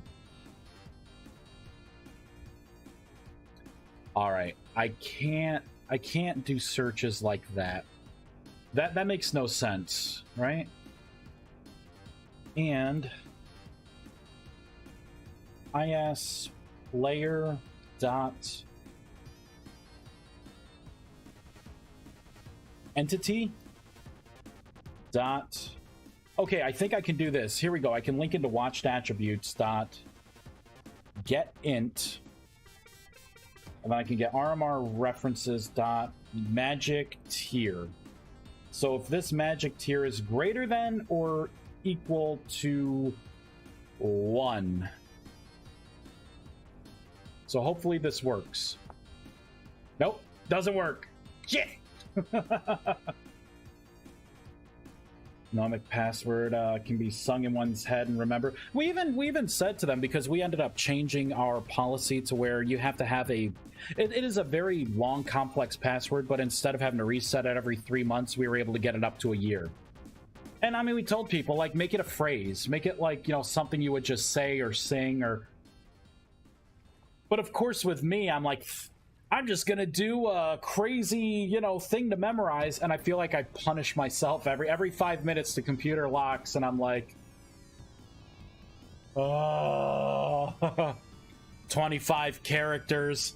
I put exclamation marks. Everything's like random capitalization and numbers and special characters all over the place. Makes no sense. I'm like, oh, why? Why did I do that to myself? Why couldn't I just say, I hate passwords, rawr? I don't know, something. But nope. I use 384-bit passwords, huh? You must really love that security. Mega encryption. Alright, so I don't think I'm getting anything valid for this player. I'm going to put another if statement in here. I was hoping this would work. I guess it's just not going to work. IS player does not equal null. Then throw me a bone, right? Give me a sign. Where's my print statements here? There we go. It's seeing it. So it's seeing this. So it's getting past there.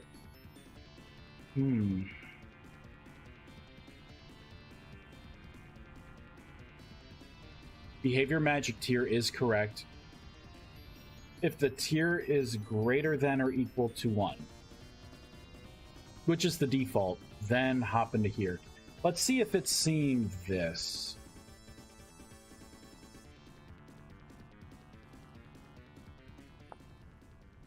It is. Interesting.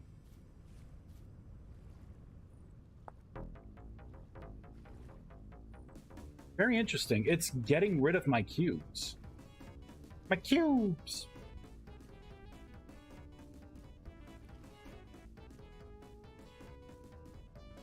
I'm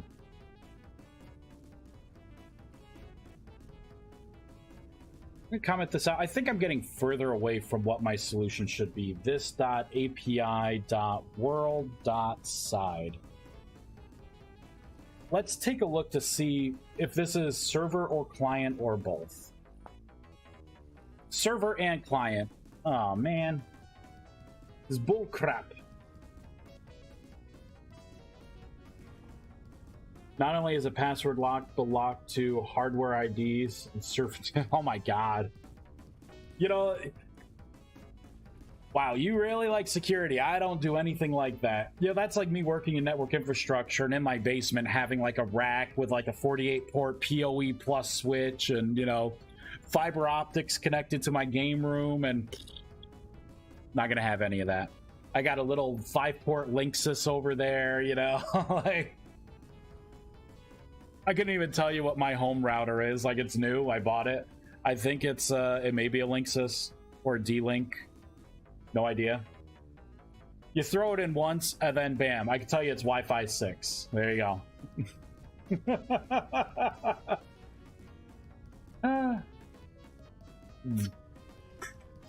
So you can actively edit, save, and test in-game without reloading. A lot of times, yes. If you change any JSON related things, you cannot right now. You used to be able to, but you can't right now.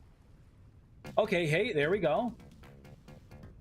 We got those well, we got those back because I got rid of everything. So it's firing this on the server and the client.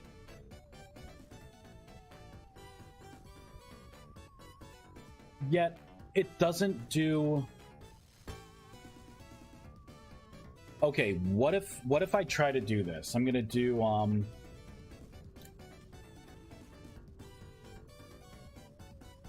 you know what? I'm going to uncomment this out.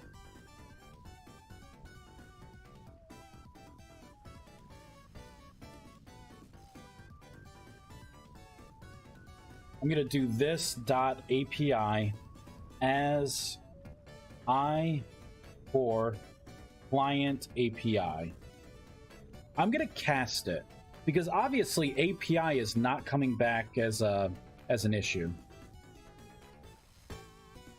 Oh wait, what am I trying to do? I can't get, oh, I could get entity if I get into world.player dot and then entity dot watched attributes.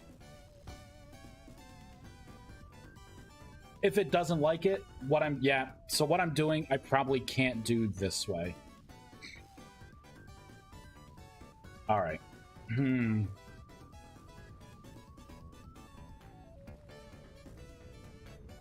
guess that kind of sucks a little bit.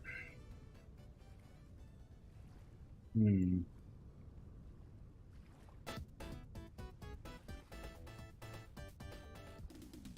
know what I could do? I could add another this is what I'm going to do. I'm going to add another variable to the block.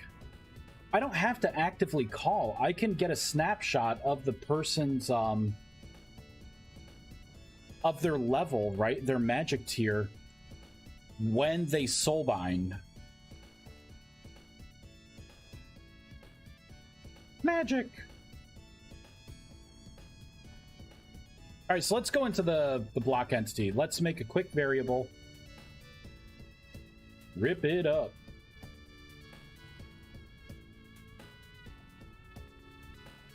We will do a... I guess I could just copy this. And this will be called Soulbound Player Magic Tier. Soulbound Player Magic Tier. I will initialize it. And I'll just have it equal 1 because that's where it starts. We're going to have to save this information. So we got to come down. Oh, wait, this is the GUI. I don't care about... Oh, I did it in the wrong place. But... this is where I want it. Ah, this makes more sense.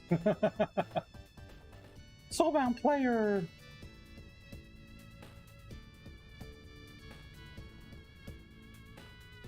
All right, in order to find this quickly, I'm just going to do a search.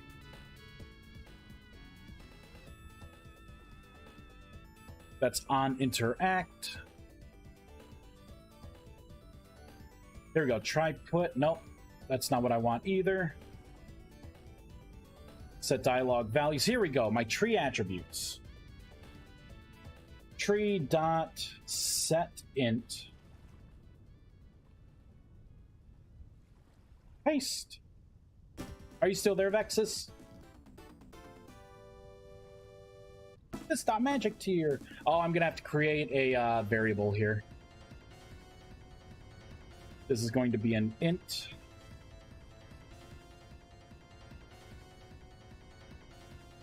Soulbound Player Magic Tier.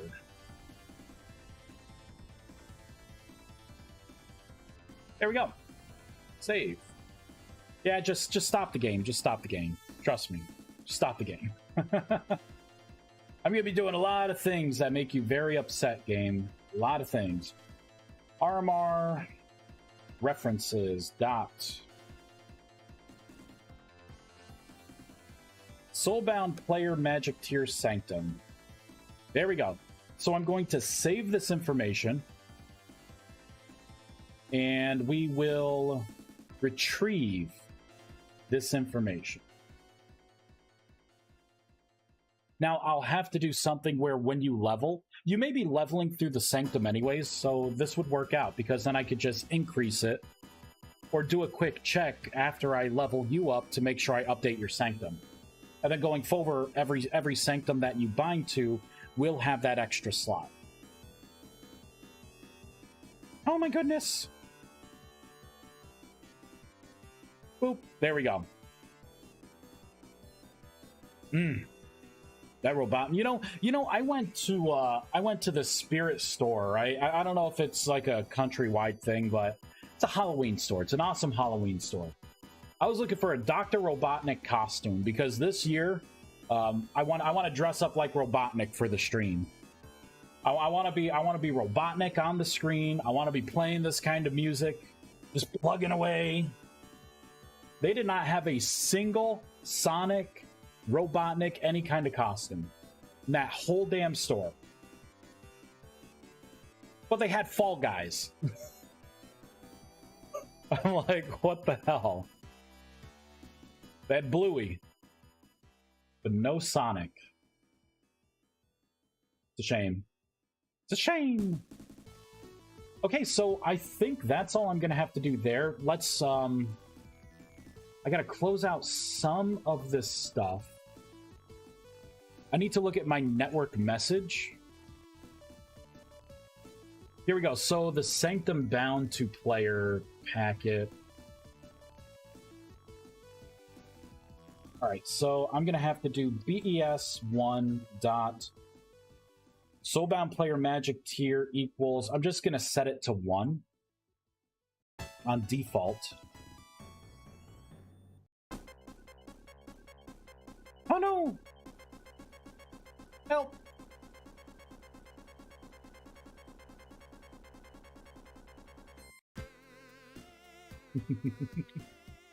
Denied.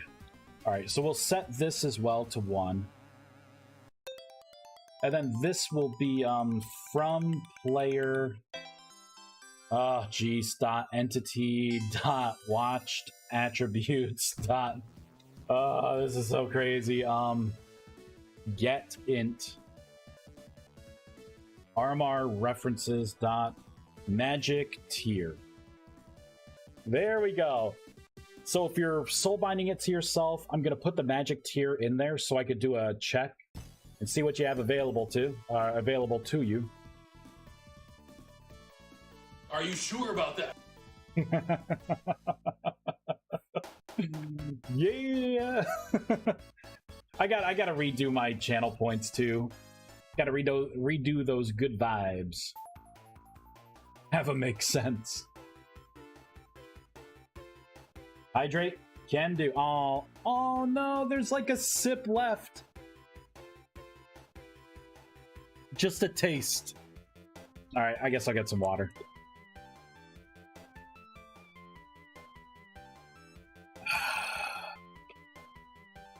Delicious, life-giving water. 70k now? What are you talking about? What's 70k? Oh, over your channel points, I believe, right, Hexadin? Woo-ee. 70k is an awfully big number.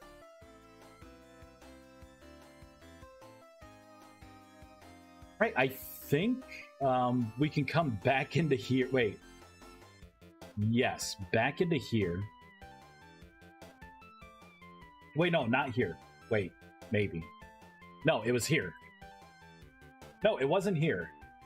It was here. I'm like, none of this looks right. So now what I can say is it's got to be soulbound and BE shelf dot. There it is. Magic tier needs to be greater than or equal to 1, right? So I just want to make sure that I can still see the shelves while getting this going. And then I want to change it, and I want to see if I lose access, because if I do, then we're set. I hate when it does this. It's like stuck right now. I'm going to have to shut down and then bring it back up. Such an inconvenience. No cooldown on hydrate? That's a mistake. I don't know, it's a mistake for you, Hexadin.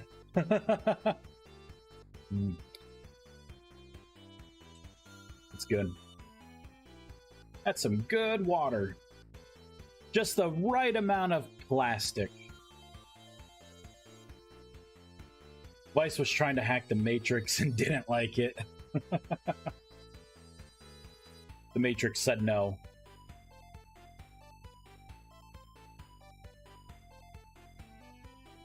All right, let's hop in. Test. Doo-dee-doo. I hate when it does this, when it loads, just ... All right. This is soulbound to me, but I can't access it. Well, that sucks. What if I release? There we go. Right? No. Failure! What about you? Wait a minute, this is acting like... Yeah, because I can see everything now. Okay, so I just had to unbind. That would make sense, because I had to resend the packet. And it wouldn't do it just by signing in, because it didn't even have the variable. It would have been just 1? It should have been 1. Actually, no, I don't initialize it, so it would have been probably 0 or null. Always thought you could jump in a temporal portal, visit the Rust world directly, instead of bleeding into reality. Yeah, I can't wait until Tyrone reshapes the world, right? Because he's going to have to redesign how the world saves things to be able to support dimensions, I'm pretty sure.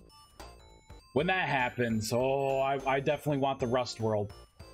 I'll be learning that world with Jen. Come out with a cool Rust world thing.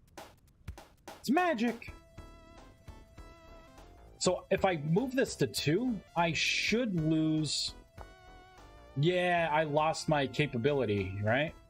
And if I put it back to 1... And I got it back. Okay. So using that...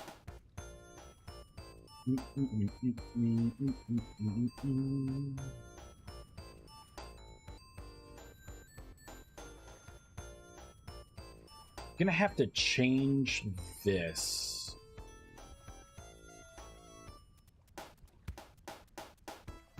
So I'm gonna have to say if this contains 0, or if this doesn't contain 0, pop it in, else do this.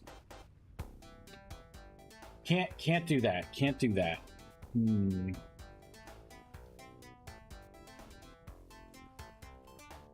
gonna have to do this a little differently. Okay, I think I got this. So I can say if this stuff, right? So if it's soulbound and the soulbound magic tier is 1, then we can jump into all of this. Boop. Which means I could get rid of this check here. And this one, we can move that back.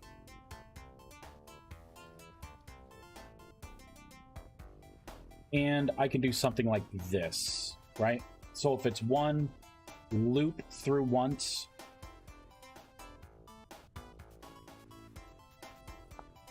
Yep, so I got 1 slot now. So I can put books only in 1 slot, all right?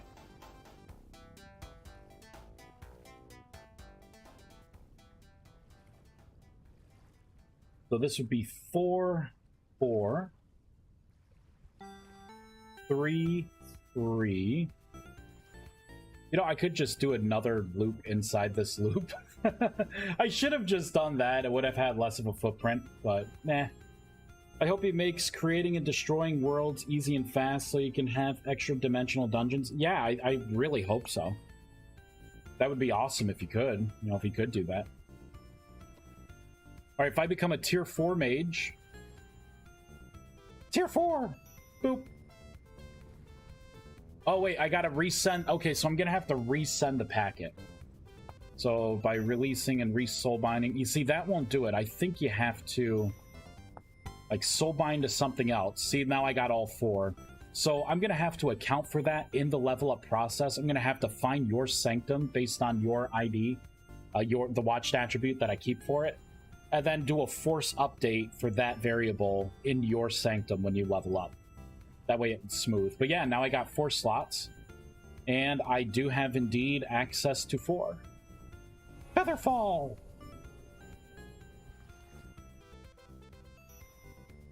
Ha! There's desynchronization with the cast times. It completed it right there. And it's still, yeah, it was still doing the particles. So yeah, I got a lot of systems, but everything's slowly coming back online with the new way of casting spells, which is just awesome. Let me see if Vexus is available.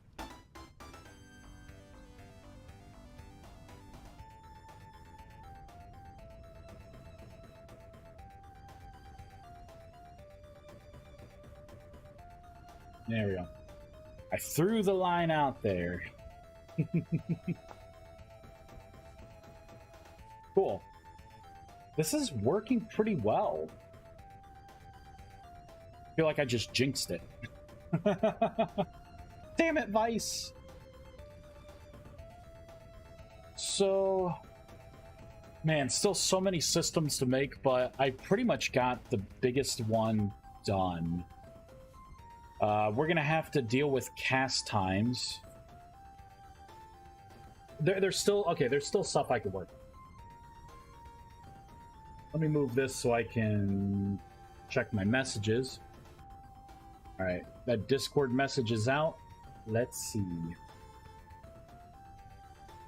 I'm gonna minimize all of this. So the cast time was not the correct cast time. It completed the spell very quickly.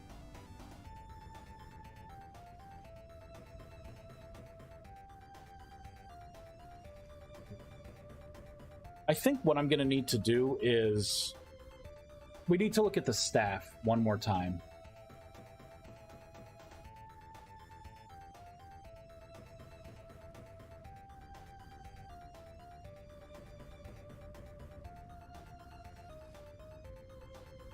So on step,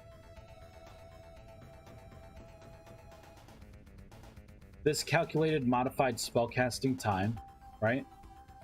So that looks fine.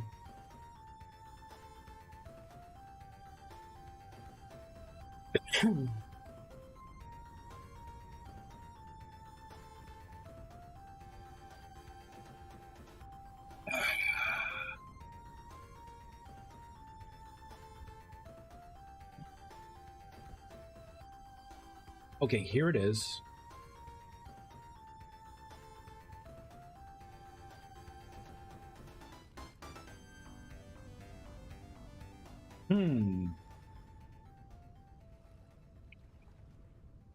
This is very interesting.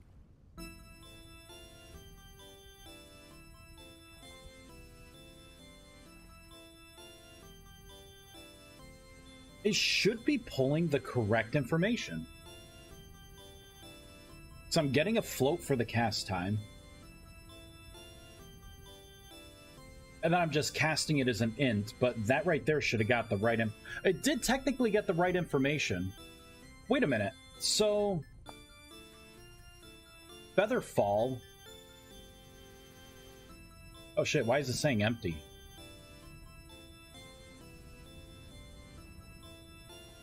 Okay, this is borked. Whoa. Soulbind. I can't take that book out.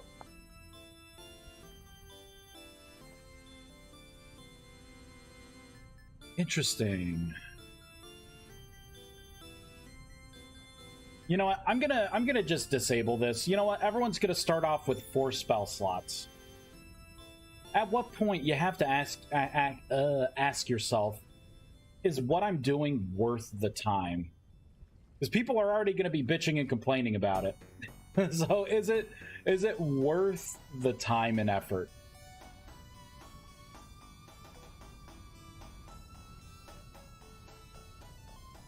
And I don't think it is.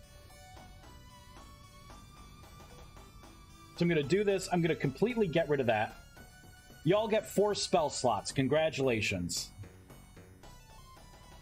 You're so generous. Oh my god. Blah, blah, blah. Have my babies. There we go. So it was some stupid dummy magic. So this is only a 3-second cast time. Oh wait, duh. Oh, I know what the problem is. So it's not with this. It worked correctly because it was only 3 seconds. Give me them options.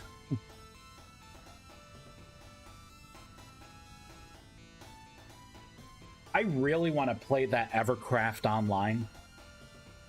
Really want to play it. Will spells be able to fizzle? I am considering that. I think it would be a nifty mechanic to where if it's during a temporal storm, because my magic runs off the Rustworld theme, that your spells will have a higher chance of fizzling when you're trying to cast spells during a temporal storm. I also would make it to where it could fizzle a lot, but maybe if the spell does complete, the duration and or the damage could be significantly higher. I did incorporate different schools of magic. So I have invocation, alteration, conjuration, and enchantment, and technically world magic. And what I want to do, once I get a stable system and stop rewriting the base game or the base mod, is I want to make it to where as you cast spells of a certain school, you can become more proficient in that, which can reduce the fizzling, because I do want to add like a fizzle mechanic. So I have things like set up, because like EverQuest was the you know, the whole theme behind this, and they had fizzling, but you could get better as you cast spells. So I want to do the same thing. Actually, I have a version of that with mana. So as you cast spells and as you meditate and regain mana, you increase your maximum mana points. So I would be piggybacking off of that system that I already made, and then just having it to where it checks to see if it's an alteration grimoire. And if it is, what is your alteration skill? So, yes, perfect, yeah. See, it's like I want to do that, but I have to make sure I nail spell casting. You know, it's got to be, you know, this has got to be smooth, fluid. Everyone sees the particles. It's got to be engaging, right? Because it's a magic mod. This is the thing, right? Everyone wants. They want their staff. They want to look like Gandalf. They want to cast their spells and put buffs on them, or shoot fireballs, or, you know, whatever the crazy thing is. I get it. So for this, I should be able to come up here, GM1.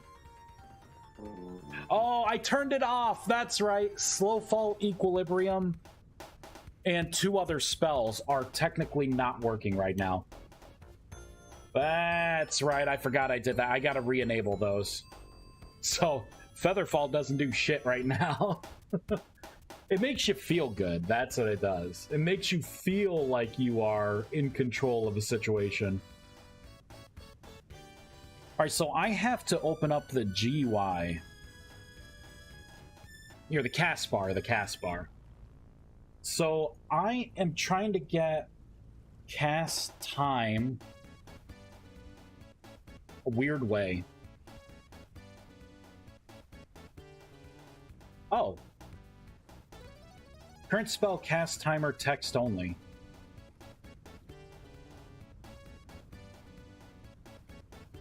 Here we go, maximum cast time. This is my problem. Calculated modified spell. Okay, so I need to... I think I need to pop this out. I need to come down to the bottom here. Oh no, we're drowning! Help! I don't know what this still makes me anxious. Sonic has ruined me. I'm gonna drown. You ever play the game like when you were younger, and like you hold your breath while you're underwater as you're trying to play?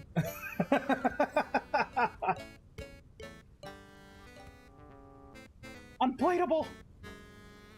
And then you start to like jump, you freaking hedgehog! Get out of the water! Why can't you swim? Use your arms. Always in movies, yeah, right?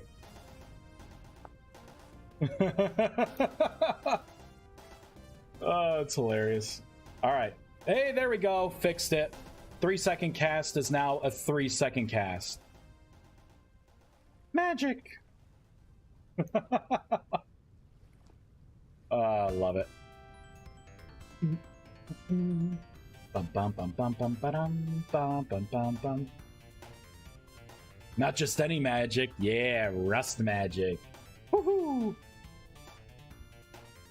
All right, let's see if there's anything else. Let's try and get a couple more grimoires. Oh, good, an attacking grimoire. Awesome. I needed a projectile. Oh, and it's just simple rust orb. There we go. Insufficient mana. Of course there is. Why would there not be? So Rust Orb, this should cost 44 mana. Let's see if it really does. Yeah. I'd say that is pretty damn spot on. Boom, rust magic. Let's test out GM2. Let's get one of our focuses. What element do people want to see? I like gravity, so we'll do gravity. Love the black hole. And this should still be 44. Yep, it's still 44.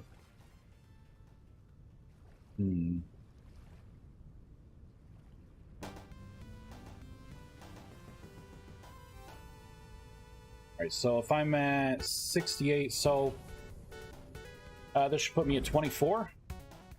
Okay, so I'm at 24. Oh, but it's allowing me to cast, so that tells me I had a feeling I had to change one more thing, and I thought it would be the mana check, because I'm pretty sure the mana check for the staff is using some old logic that we need to get rid of. Let's get rid of error list again. Wait a minute. There it is. Tool staff. Oh wait, that's not a black hole. Wait, clouds should get slowly pulled into their forward gravity. Yeah, I mean, if someone wants to figure out how to do that in a shader, I did the best I could with a black hole. I have like the event horizon in the middle, kind of static. And then if you look at it, it does warp the outside. It kind of goes, yeah. It's as close to a black hole as people are going to get. Yeah, see? So it rapidly spirals. I got the Hawking's radiation there. It starts to bend the light. Oh. Can projectile entities emit light? Technically, yes. I wouldn't do that to people because I know people have some toaster computers, but I could have it emit light. I could do it because technically it is an entity, and I do that with my ViesCraft machines mod. When you put a lantern in, I emit light from that as well. Drunk effect may be applied on the whole. Well, how do you do that, right? It's easy to say like how we can make things better, but what's the math behind it? What's the calculation, right? I mean, the light spell should.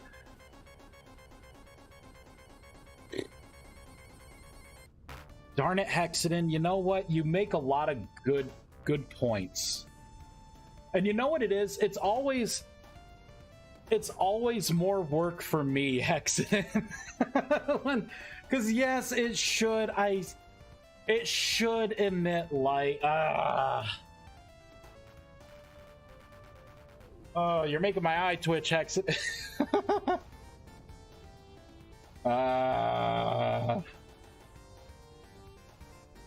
I'll put it on the to-do list. The light spell should emit light. Light spell entity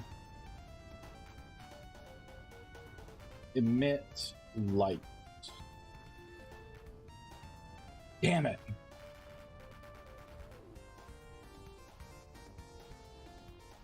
My goal is for the mod to never get released. All the ideas you had are just things I've implanted in your mind. Oh my god. What is the name of that? That movie? Inception? Being incepted. Hey, your body feels normal.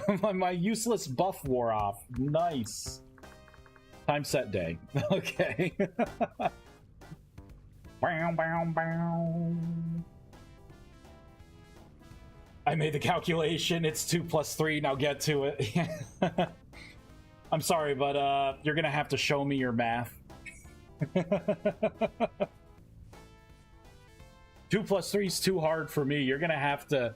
I expect a thesis of this on my desk by 7 a.m. tomorrow.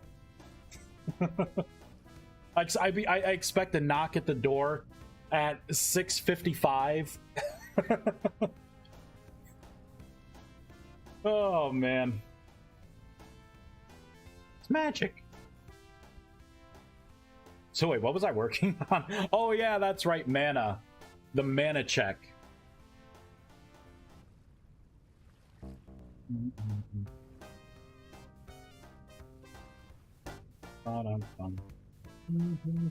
Okay, so this is the mana check right now. This calculated modified spell mana cost.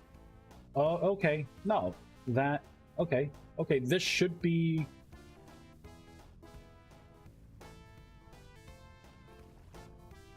This should be correct.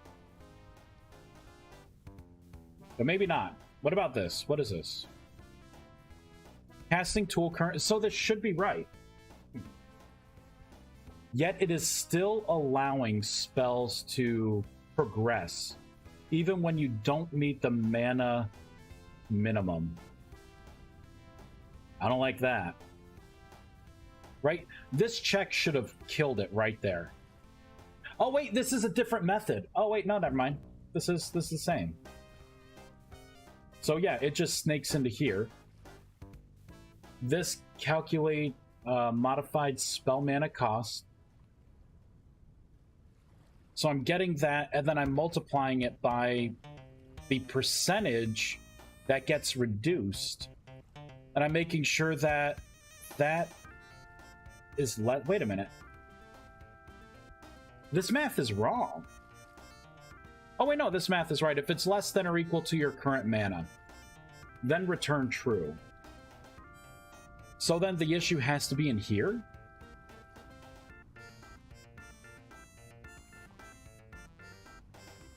So for the adjusted mana cost,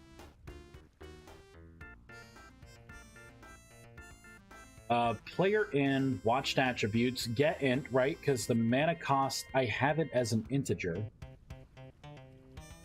And I'm getting the casting tool currently selected spell amount. And then I'm doing a safety cast to an int.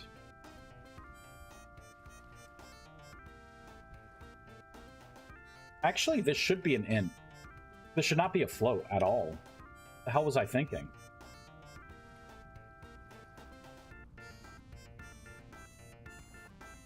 Ah, there we go. Oh, wait a minute. My mana went to 0. Let's dial that back.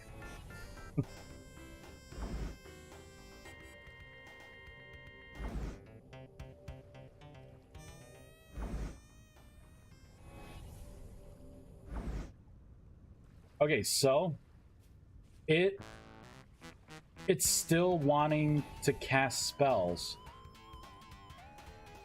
I call shenanigans. It's magic math. Yeah, okay, okay, RC. Magic math, huh? Don't doubt the internet. Someone would be crazy enough to do it. Yeah. Like 3 weeks from now, I'm gonna get some kind of like first class mail. And it's gonna be documented as like, you know, the thesis for, you know, creating a real black hole using vintage story shaders by, and it'll be like someone's name by Anonymous. There we go. And I'll just be like, there's so many questions right now. How did this person find me? I'm scared.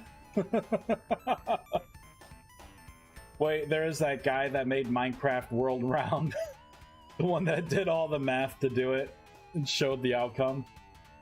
Yeah. I think I remember that. I think I remember that. People can do some amazing things.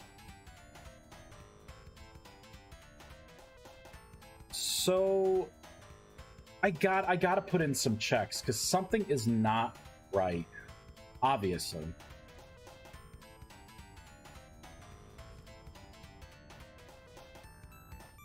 Because it should be stopping this like dead, and it's not.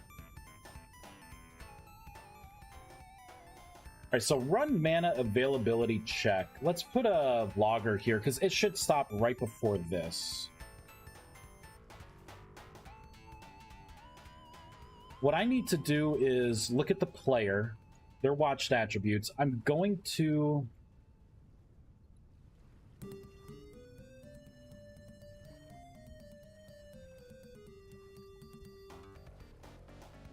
look at their attributes and I'm going to get their mana.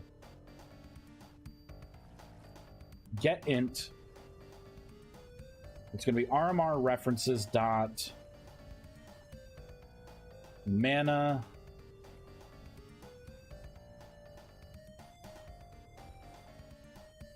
it's an entity behavior resource. I want the okay, so it's going to be a resource. Here we go. Resource current mana. So that's going to get the player's mana. I need to tunnel into here. Then tunnel into here. I need to run this calculation to see what it thinks it should be pulling up.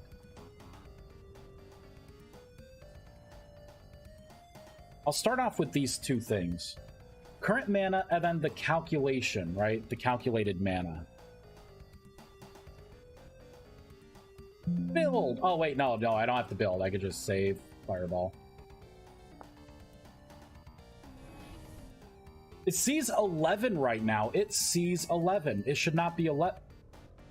Wait a minute, it is 11? I thought it was 44. Oh, wait a minute. That's the... Wait, so what is it exactly? I'm confused. Is it working or is it not working? Mana cost is 11. So it should take 11. But it's going to try to take 24.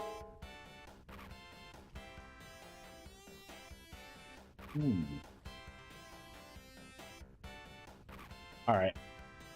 I'm gonna ask the API.world.side here.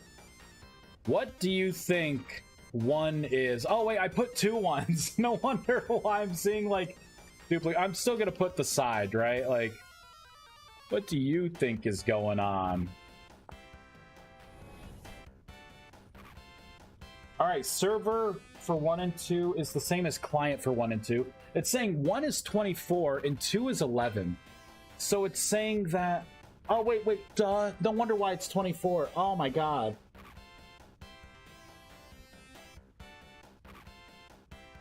Oh! It's consuming... I gotta change this in the spell. It's consuming mana completely differently right now. So even though that is correct... Okay, so let's go into spells. Oh man, I'm gonna have to touch so many spells. Wait, no, I may not have to. I was smart about this. I have everything in spell base. Here we go. Consume mana for spell. Oh, look at that. The crappy old helper address. All right. That thing is like coming back to haunt me. It's everywhere. Where's my staff?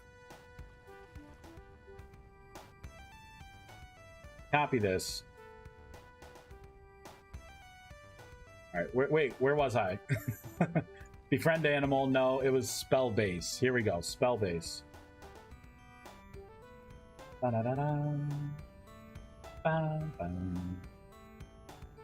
we're going to use this for the calculated mana cost.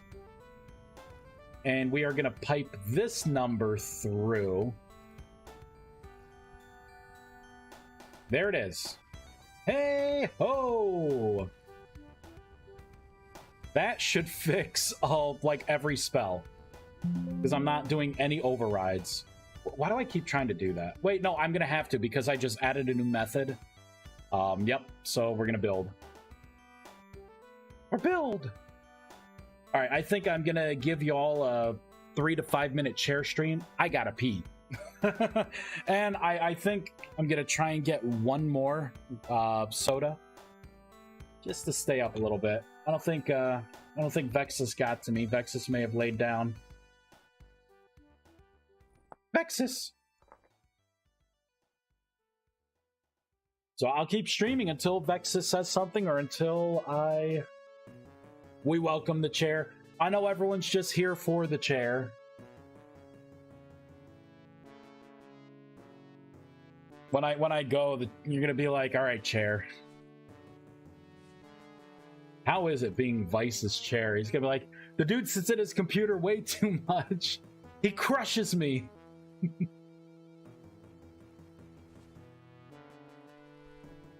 All right. So, okay, so I didn't gracefully shut down before. So it should only be taking 11 mana instead of the 20 or however much. There we go. Look at that. That's 11. We are consuming the correct amount right now. There we go. That spell is so much more mana efficient, isn't it? Hexadin, stop redeeming that. I'm not planning on playing that game.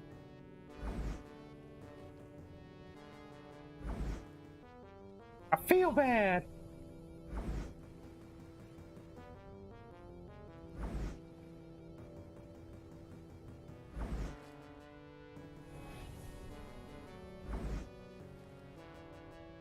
What if I hit the ground here? Boop.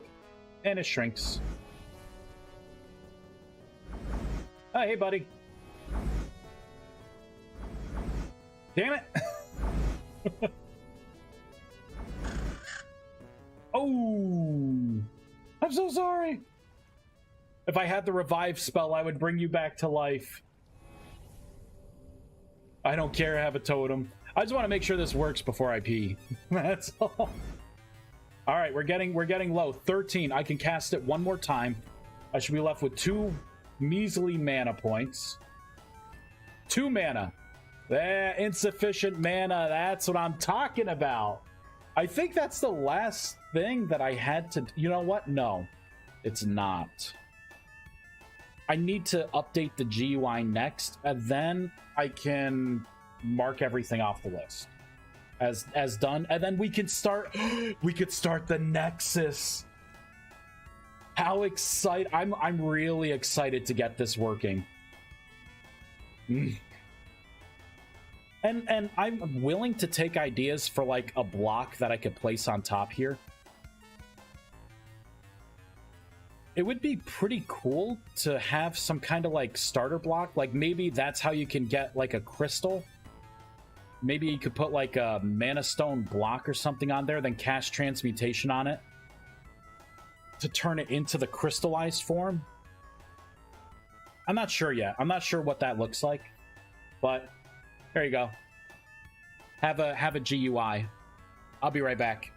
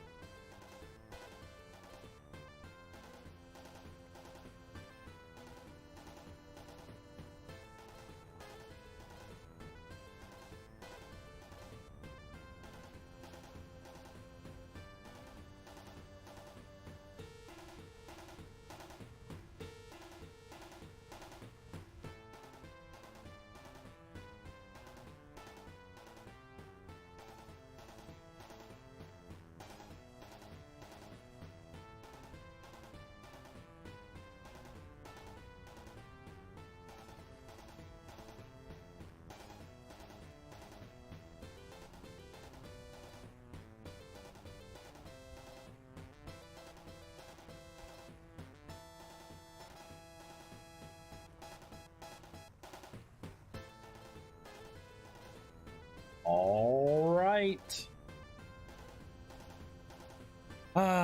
Chair, I hope you didn't rat me out. Telling everyone my secrets.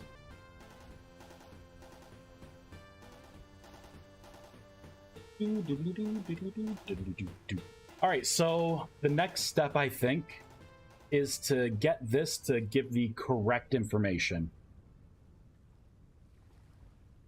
I reckon. I reckon. So, well, let's do it. Let me get rid of some of the stuff that I know I'm not going to need. Maybe.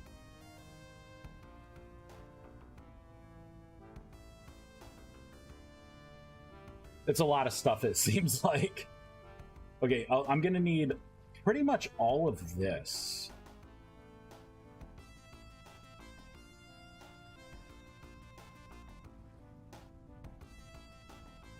Yeah, I'm gonna need all of this. I'm going to hop into here. We're gonna put all of this at the bottom. We're DMing Chair for the juicy gossip. No! Don't you betray me. I'll put on weight.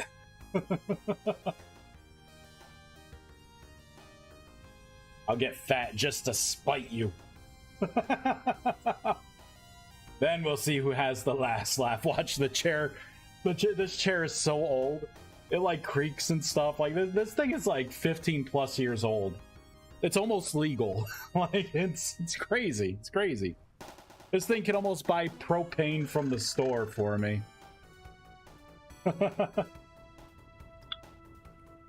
One of these days, it's just gonna collapse underneath me, and I'm gonna be sprawled out on the floor, and I'm just gonna be like, it finally happened.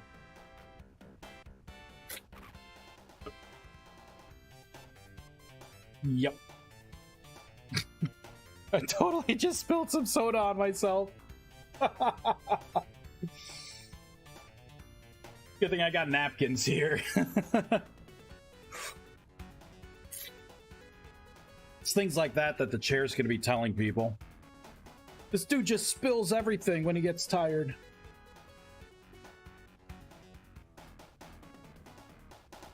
Yeah, whatever. It's just soda. Gotta take off the shirt. I don't know what it is. When I see people, like, every once in a while I'll pop in to just try and find someone new, right? And, like, you know, you'll click, like, oh, recommended, right? And then I get in, and then it's some, like, dude with, like, no shirt on, and I'm like, hunched over, it's, like, bad lighting. I'm like, oh, man, I didn't want to see that. No! Quietly leave. All right, so I'm going to have to change a handful of things, right?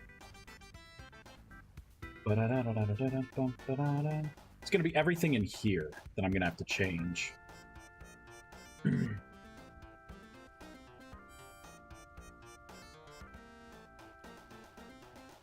going to have to get this calculation.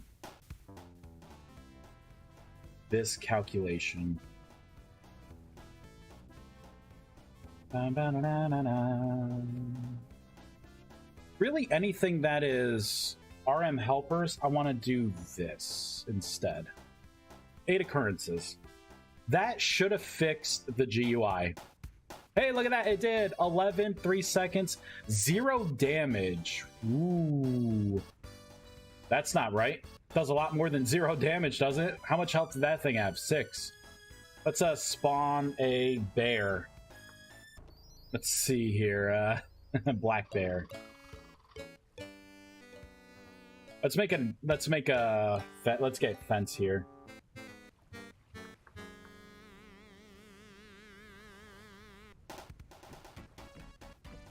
Gotta keep this bear contained.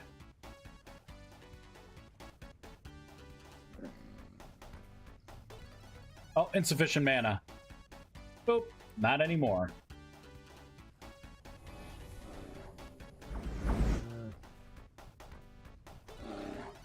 Holy shit, that did a lot of damage. Word to those shock absorbers are under strain already. Do you hear them crying right now? I remember someone had mentioned, because I have my fan back there, my metal fan. They're like, oh, the poor ball bearings, because it was before I had the filtering. I don't think anyone can hear the fan now. It's like, yeah. That fan's really old too, this chair. It's all old. It's got character. You know how many hours of gameplay I logged on this chair? That fan blowing on me while I play video games? You gotta cool the CPU, right? I've been trying to think, I've been trying to think about if I wanted to play Guild Wars 2, like the new expansion, or not. Has anyone tried that? Is it good? Or is it just like the same thing, just wrapped differently?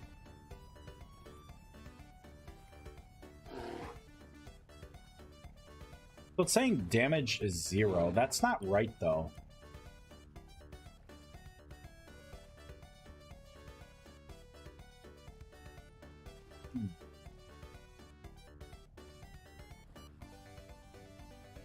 Let's look at the Grimoire. I may be doing something incorrectly in the Grimoire when it comes to damage. Item Grimoire.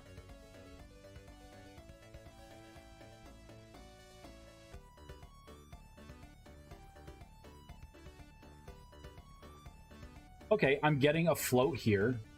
Float. Grimoire damage.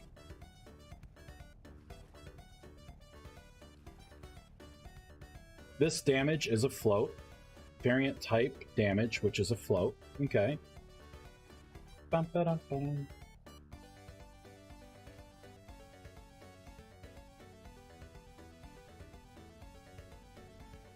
Oh, I would have to look at the Oculus stuff. Right? Because the Oculus, this is where I'm assigning things, the variables. Variables.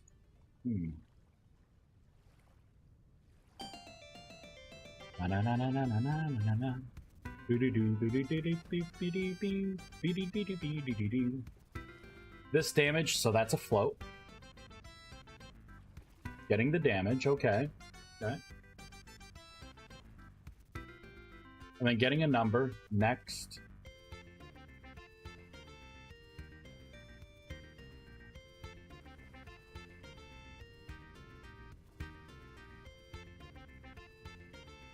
Set float, okay. Grimoire, damage. Okay. So far, so good.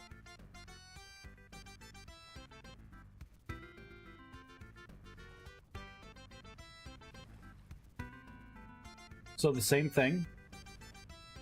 Same thing. Same thing.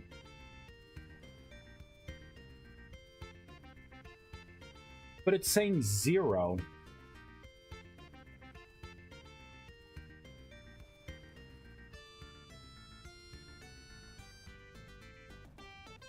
right, let's...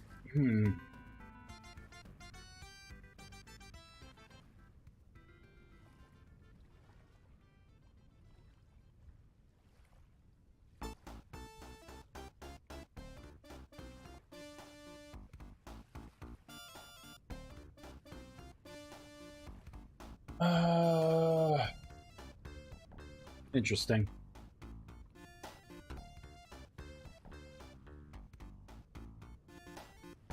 I think I'm going to change this math a little bit. I'm going to preserve it. See, the problem is you are going to get a lot more invocation spells than you are anything else because you have a 1 in 4 chance to even get one of the 2 spells. So I feel like you'll see a lot of repeating. I think I'm going to have to do something a little more broad, like something like a 99. So like a 1 out of 100.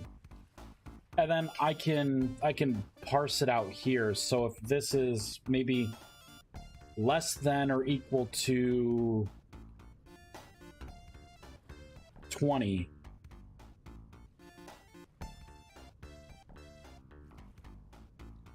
three, 6, 9. So I could do 10, right?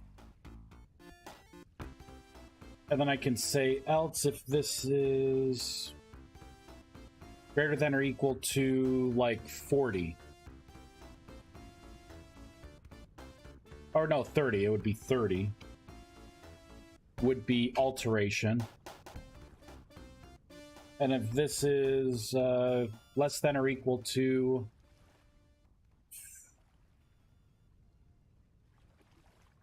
40, 70, so that would be 40. 70. And then the last 30% would be for conjuration items. That way it weighs it a little differently. So you're not getting the same 2 combat spells. Now when I add more invocation, I'm going to have to change those, but for now. Yeah, it's so weird that this is coming out at 0.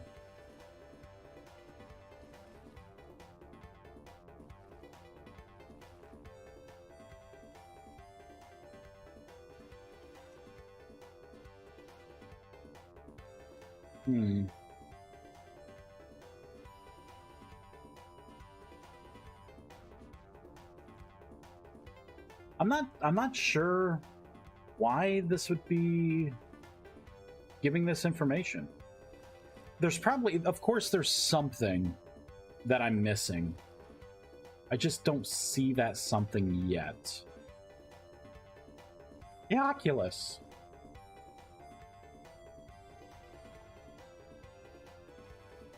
And the Grimoire looks fine.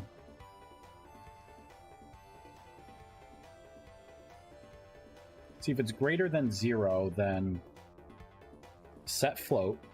Right, so we're getting the float. Grimoire damage.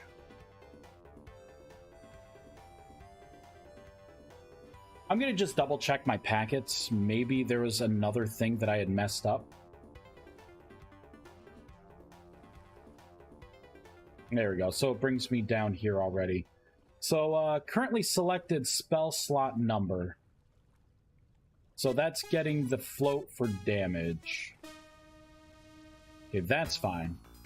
Next.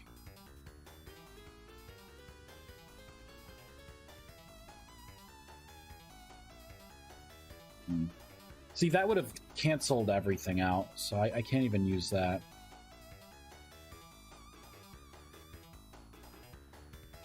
Damage, damage, damage, damage, damage. Okay, all that is correct.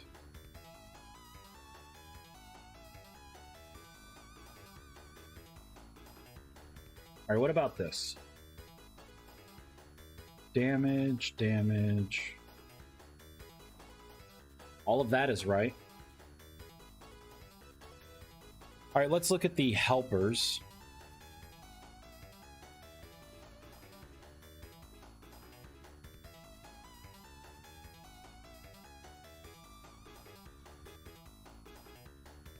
Further down? No, it's not.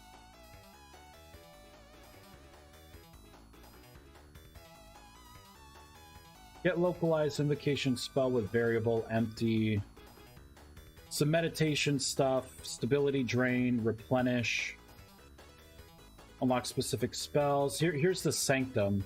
Oh wait, no, that's a Soulbind. Sanctum. Oculus selected tier.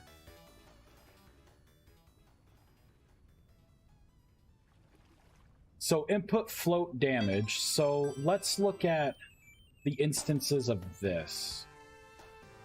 Sanctum Soulbound. Well, it's before that. This wouldn't make sense to check. This would have to be in the Oculus. Something in the Oculus would have to be making this mistake.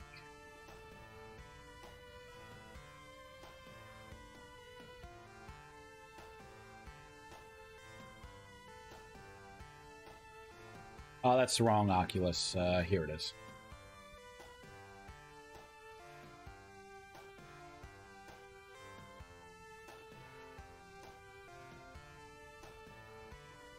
But, I mean, it looks like everything is right.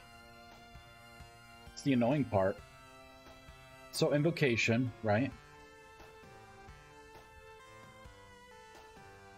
Getting this information. And then what am I doing? I'm taking a snapshot of the variables. So, like damage, for instance. And then I'm getting the random, and I think this is right. So I'm getting 25% of whatever the damage is. Wait, I am casting it as an int. Okay, so how much damage is this stupid spell doing? Oh, wait a minute. I think it's working well. I just need to change the attack spell itself. Sugar snaps.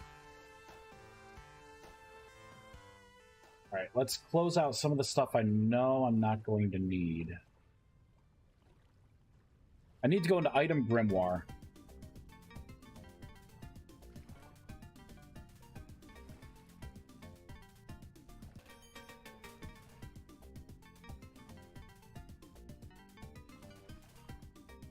Well, it's saying it's exactly 0, even though it's a float. So even if it was like 0.3... Shoot.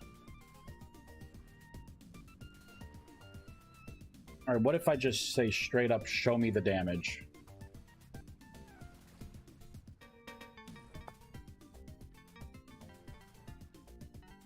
It doesn't even have a variable for damage written onto it.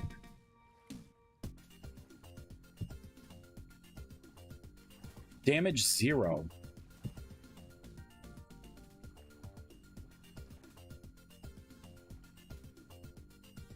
I thought I knew what it was. I know part of it. So let me fix the part I know. Rust Orb. I only have 2 spells to change, right? So 1.5 damage. But it's not 1.5 damage anymore. Now it's going to be...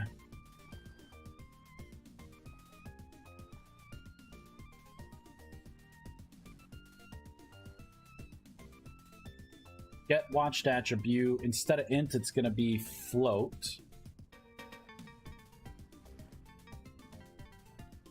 Getting the damage. Currently selected spell damage. That's what we're going to want to do for the damage. Which means this spell, the Empowered Rust Orb, is going to be the same thing.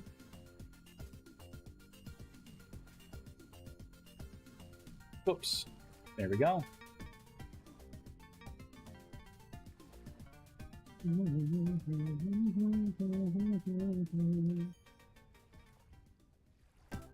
And this...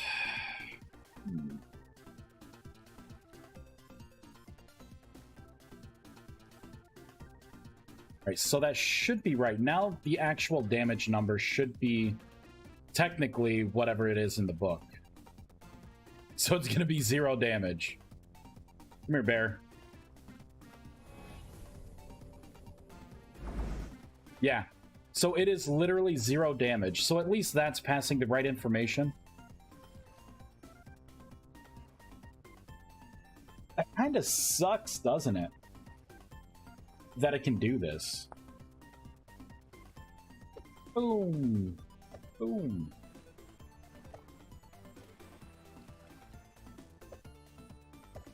Throw those items. There we go. Time, set, day. Yeah, it just made a spell with no... And this is a newer world.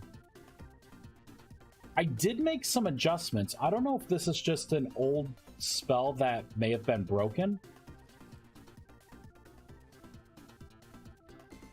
Because duration would have also been affected. But this isn't a spell that even has duration, so it's going to zero it out. Hmm. Ba-da-ba-da-da-da-da.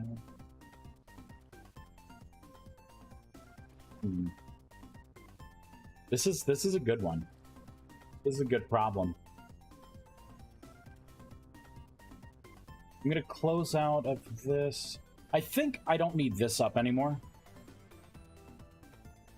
Calculate modified spell damage, get float, get the damage, right? Perfect. Problem is the Grimoire. This duration, or not duration, this damage equals 0. And it should not equal 0.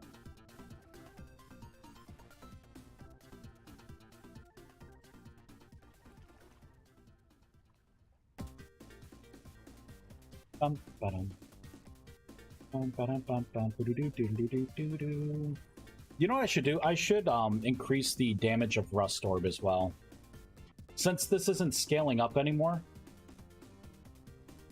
I could put it, like, instead of a 1.5, I can maybe make it 3.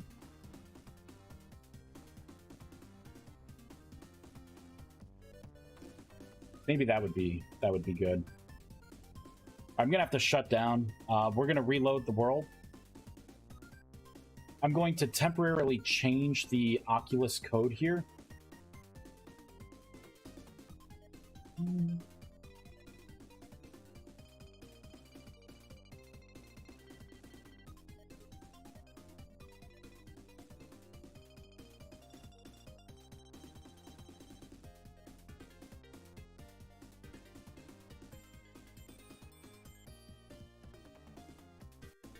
Temporarily get rid of all of this. I want to spawn only invocation grimoires to test.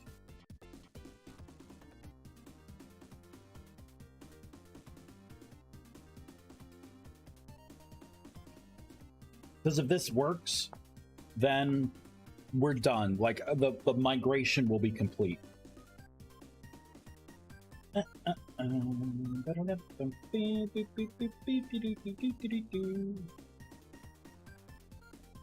Alright, let's create a book. Boop. I guess I won't throw it, I'll socket it. Befriend animal! Oh, the effect modifier is screwed up too. 0 generations, eh? Transmutation I gotta fix. It's instant cast.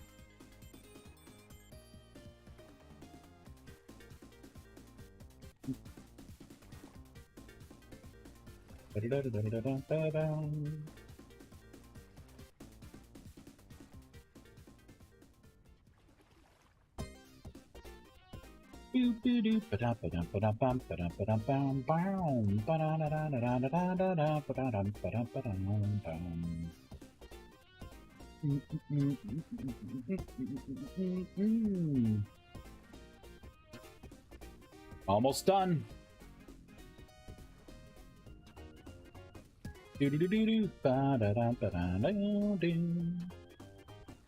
So Rust Orb. Hey, damage of 1.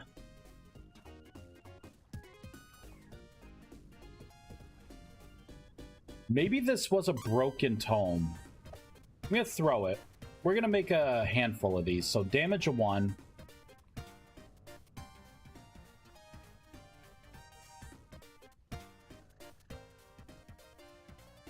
Who's that damn bear? Oh, I didn't gracefully shut down, did I? Oh, and I have no mana still. Oh wait, it's transmutation. There we go. Yeah. 1 damage. Interesting. Come on, make the next one.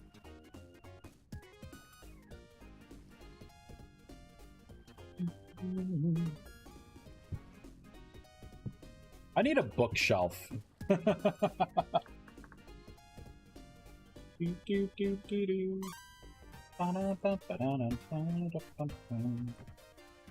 There we go.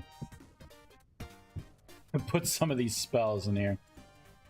What about this one? 2 damage. Whoa. It's giving me whole numbers. I don't like that.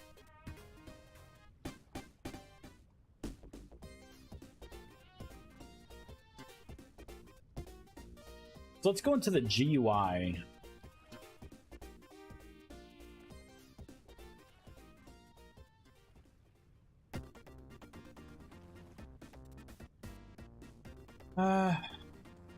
Damage.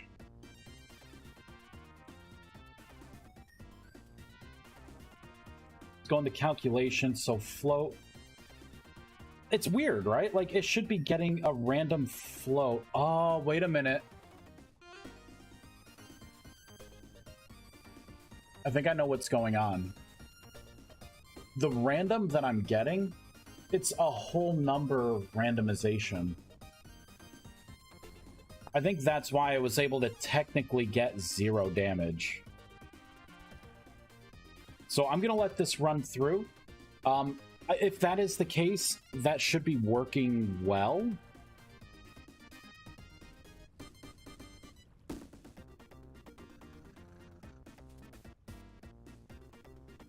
Magic. I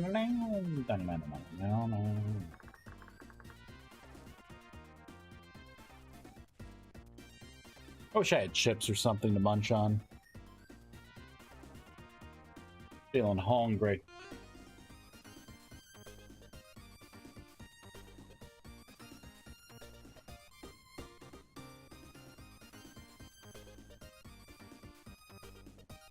And I get to move this over too.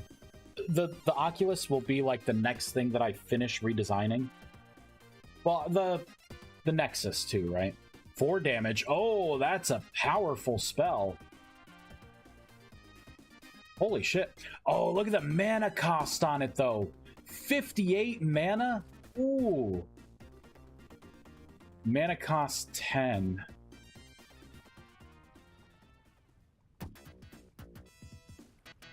Ten-second cast time, but 4 damage. So that I would probably refine this book. See, you could have multiple versions of the spell, which I think is cool. That cast time is so bad, though. Okay, I'm back. Had to finish a discussionary. Yeah. Oh, man. This spell hits harder, but it is a mana sink.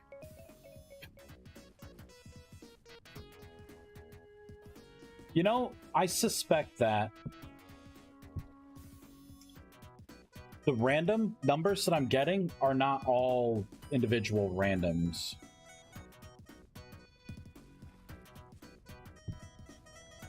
Right, it seems like the mana cost is low, the damage is low. It's not varying as much as I thought it would.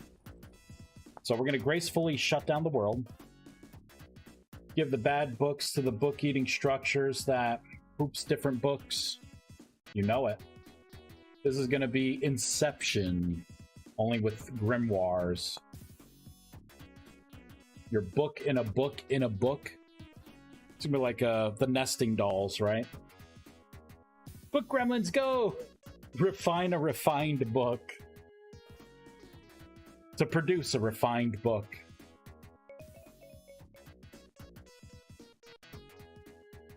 Okay, so if that is working... Boop, beep, boop, beep, boop. Beep, beep, boop, boop, beep, boop. What was I just going to change? Uh-oh. I'm starting to get tired. Uh-oh. I just caught myself doing my eye rubbies. What was I? Uh-oh. What was I just going to change? Oh, the random numbers. The random number generator here.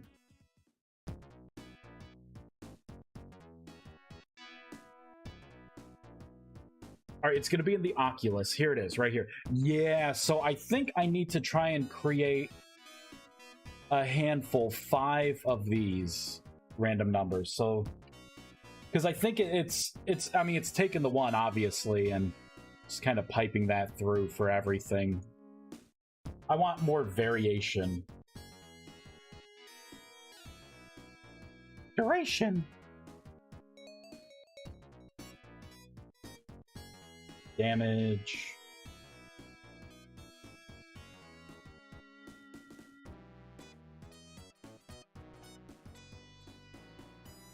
Effect modifier.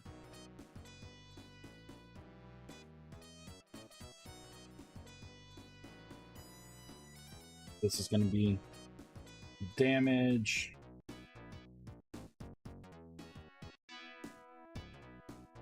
This will be duration. This will be cast time and mana cost. There we go.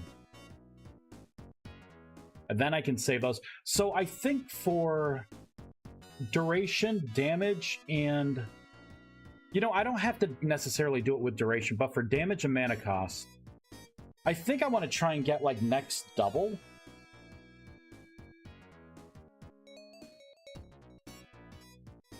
With next single, float returns a random floating point number that is greater than or equal to 0, 0 and less than 1.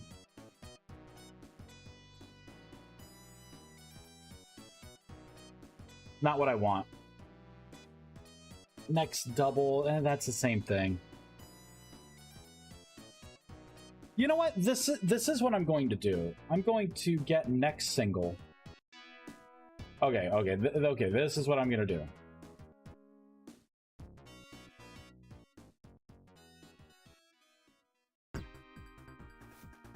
Cut. So I'm going to get the damage, and I'm going to get like a high or low number for the damage, because there is a chance that this could come back 0.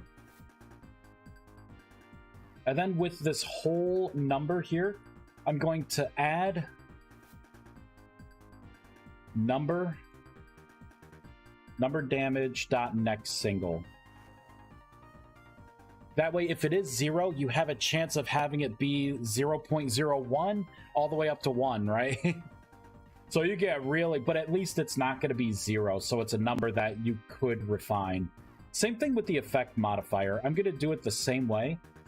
Because the effect modifier, I'm pretty sure I'm doing everything as a decimal point, which is going to really suck for the effects.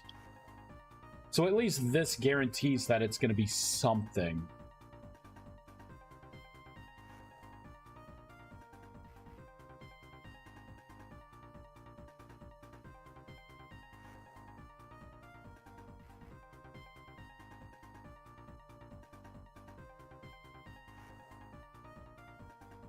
I'm going to have to put an if statement for these two.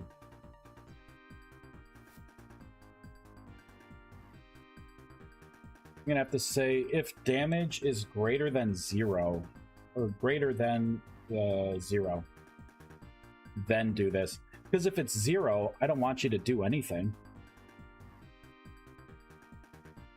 Same thing if...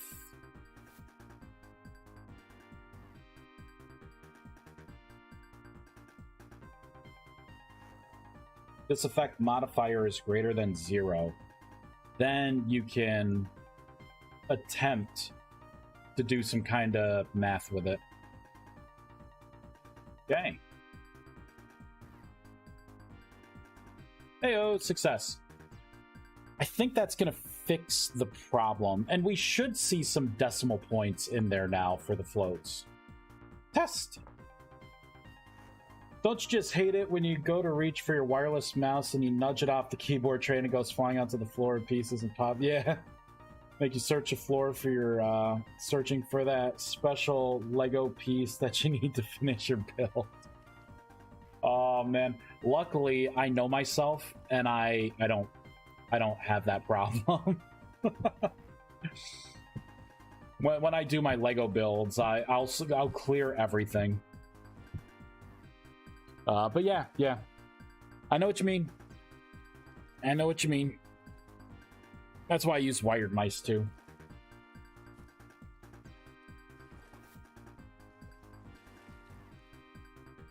My mouse! I hate it when I put my wallet down next to my mouse, and then I'll grab my wallet and try to use it as my mouse. I do that. Hey, there we go. Damage. I don't like that crazy number, so we are going to round that number. I forgot how you do it. C#, lock, decimal point to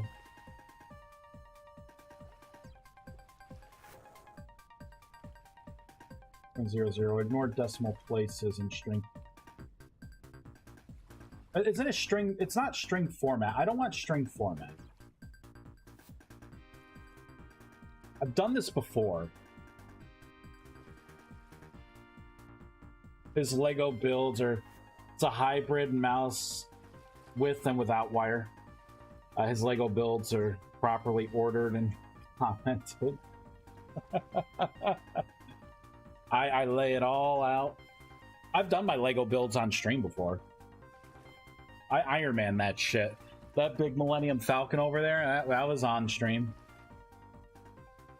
The Batwing up on the wall, that was on stream too.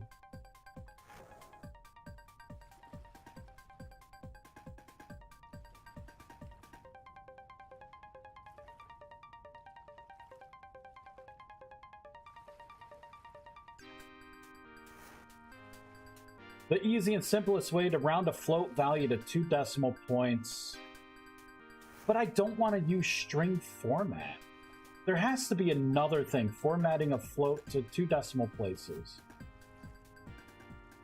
Parse, right? Is it parse? No. See, it keeps wanting to do like a string format. I don't think... Do you have to do it? First thing you need to use is decimal type instead of float for the price. Oh, no. So what if I do...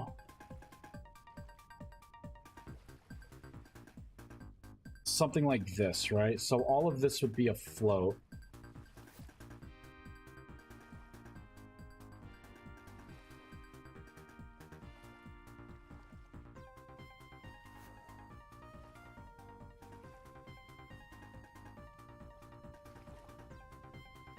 Yeah, I've seen the advanced versions that look similar to metal kits. Really? I don't know if I've seen those.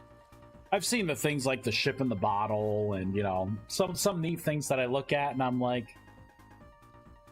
I almost got the Lego Bowser, but I got the stuffed animal instead.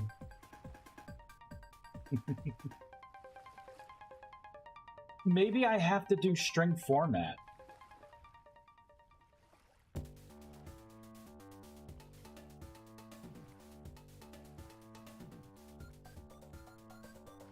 Let's Google search this here.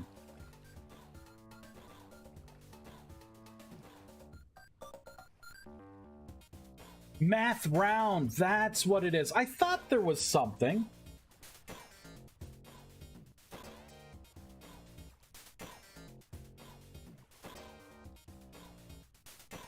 I can get rid of that stuff, right? Or better yet, let me keep those on.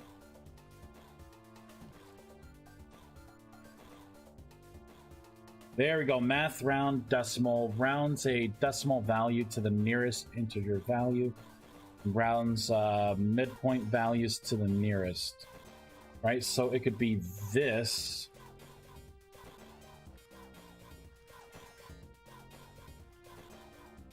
I feel like I'm missing something. Let's take a look at this. So what does it take in for A? Okay, so that's just the bits. Okay. Decimal, the integer. I don't think this is right.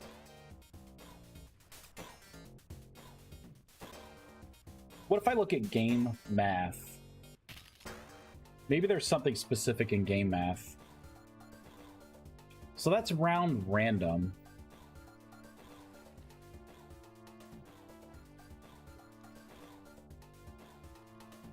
Flip values, so it's not game math. What about math util? Isn't there a math util? No, there's not. Math F provides a constant static method for... Okay, so maybe it's this? Yeah, this is going to be the float version of it. So I'm going to do that. And then what I'll say is 2, comma. Let's take a look at this. So it's going to be that and then the digits. That's what it is. So calculate this number. And then 2 decimal places. There we go. Or you know what? Instead of 2, just let's do 1. No sense doing like ridiculously small numbers.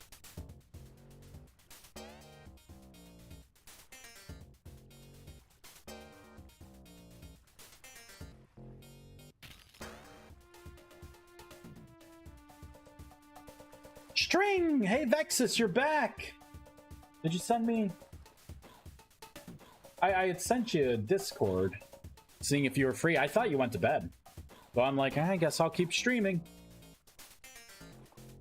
Did you wanna chat? At least for a little bit. I mean, I am getting tired. Oh, I need more paper. Parchment. Boop. There we go. Yes. All right.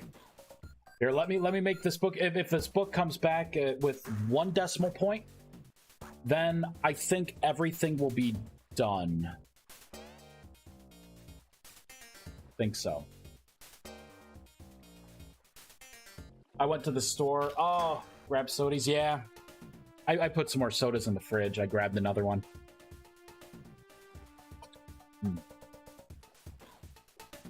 I gotta get chips or something. I have nothing to snack on. I got nothing.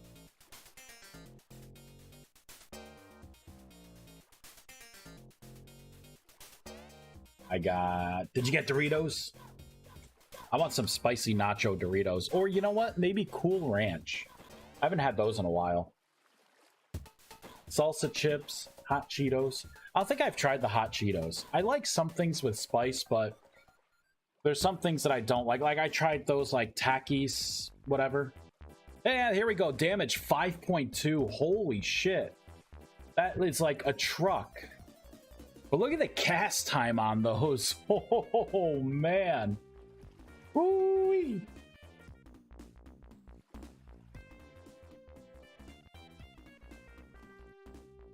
I wonder if I could get world random here.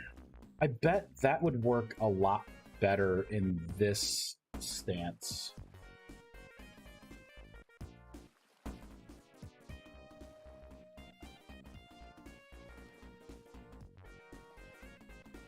If I can get this API world. Rand. I'm gonna try this. It could blow up in my face. I feel like it's random, but it's not as random as it can be. All right, make the next book, please.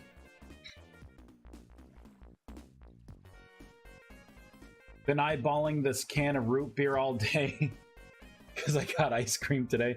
Got cookies and cream, ice cream. Oh man. I have nothing. I have things that I have to cook. It's gonna be a concoction.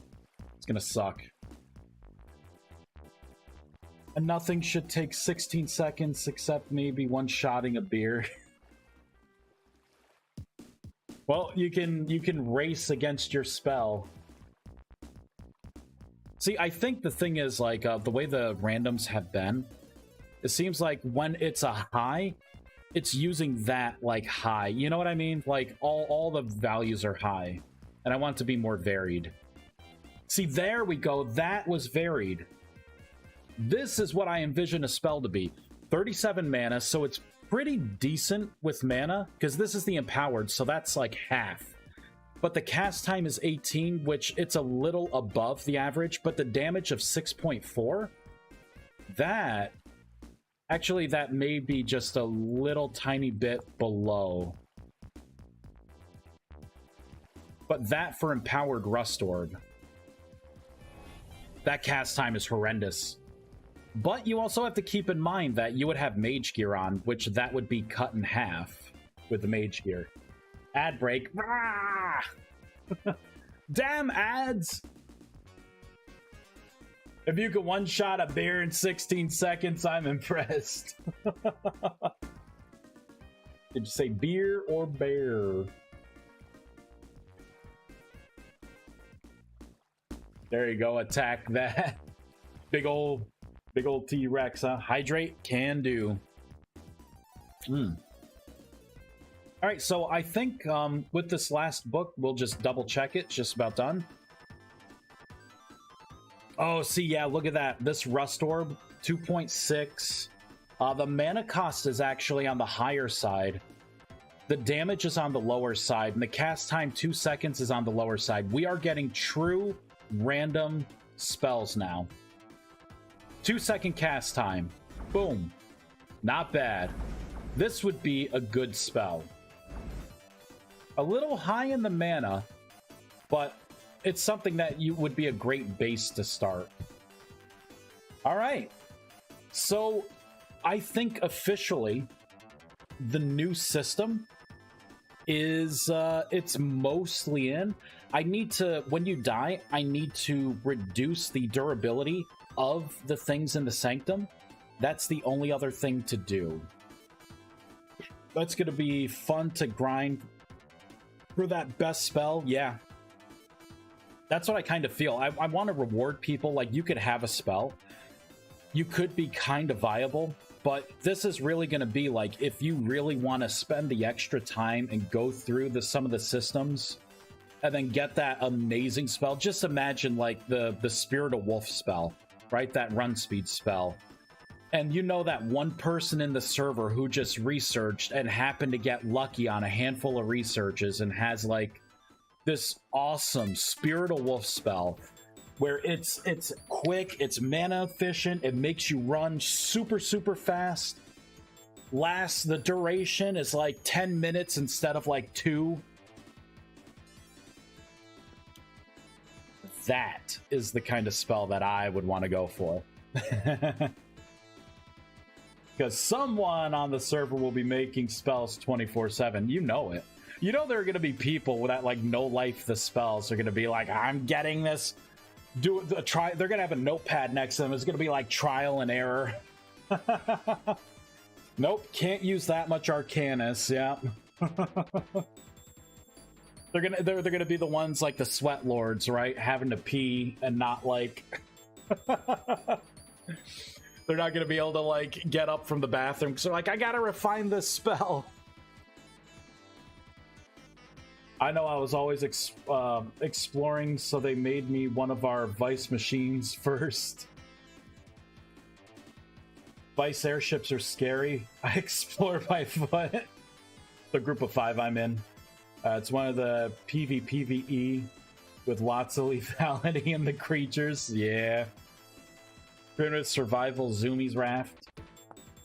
Yeah, I'm waiting for Tyron to create. He said he was going to create a collision for entities.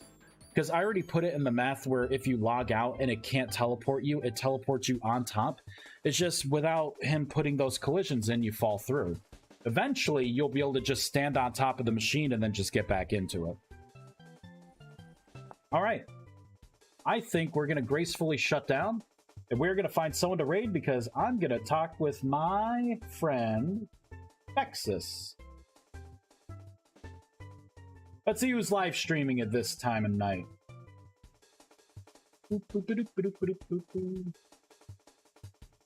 Vintage story. Who do we have?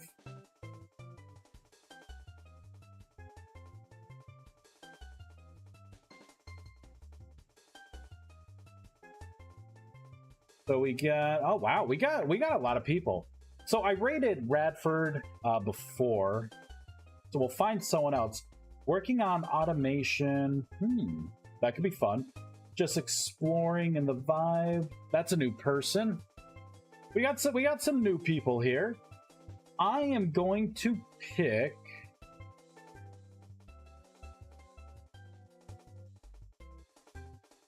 Actually building This person has 4 viewers. We'll give it to them. Azure Arc. Wait, they are English, right? Yes, they are English.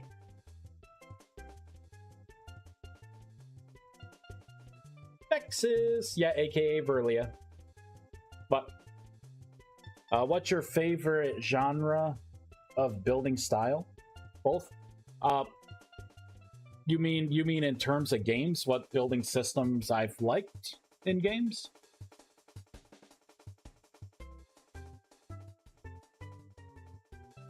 Medieval and Viking.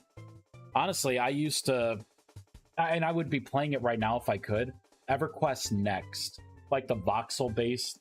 I think that's what you meant. Oh wait, no. Are you talking about the building style, not building a house in a game? You're talking about the theme.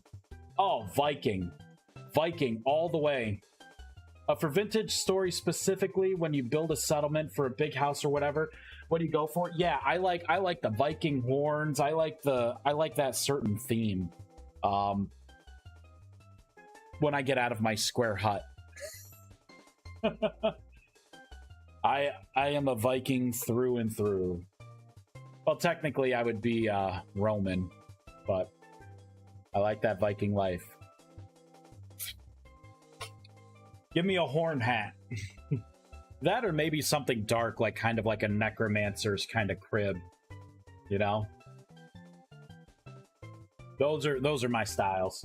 All right, we are going to raid this person, exclamation raid. Oh, caps lock. Raid! Boop.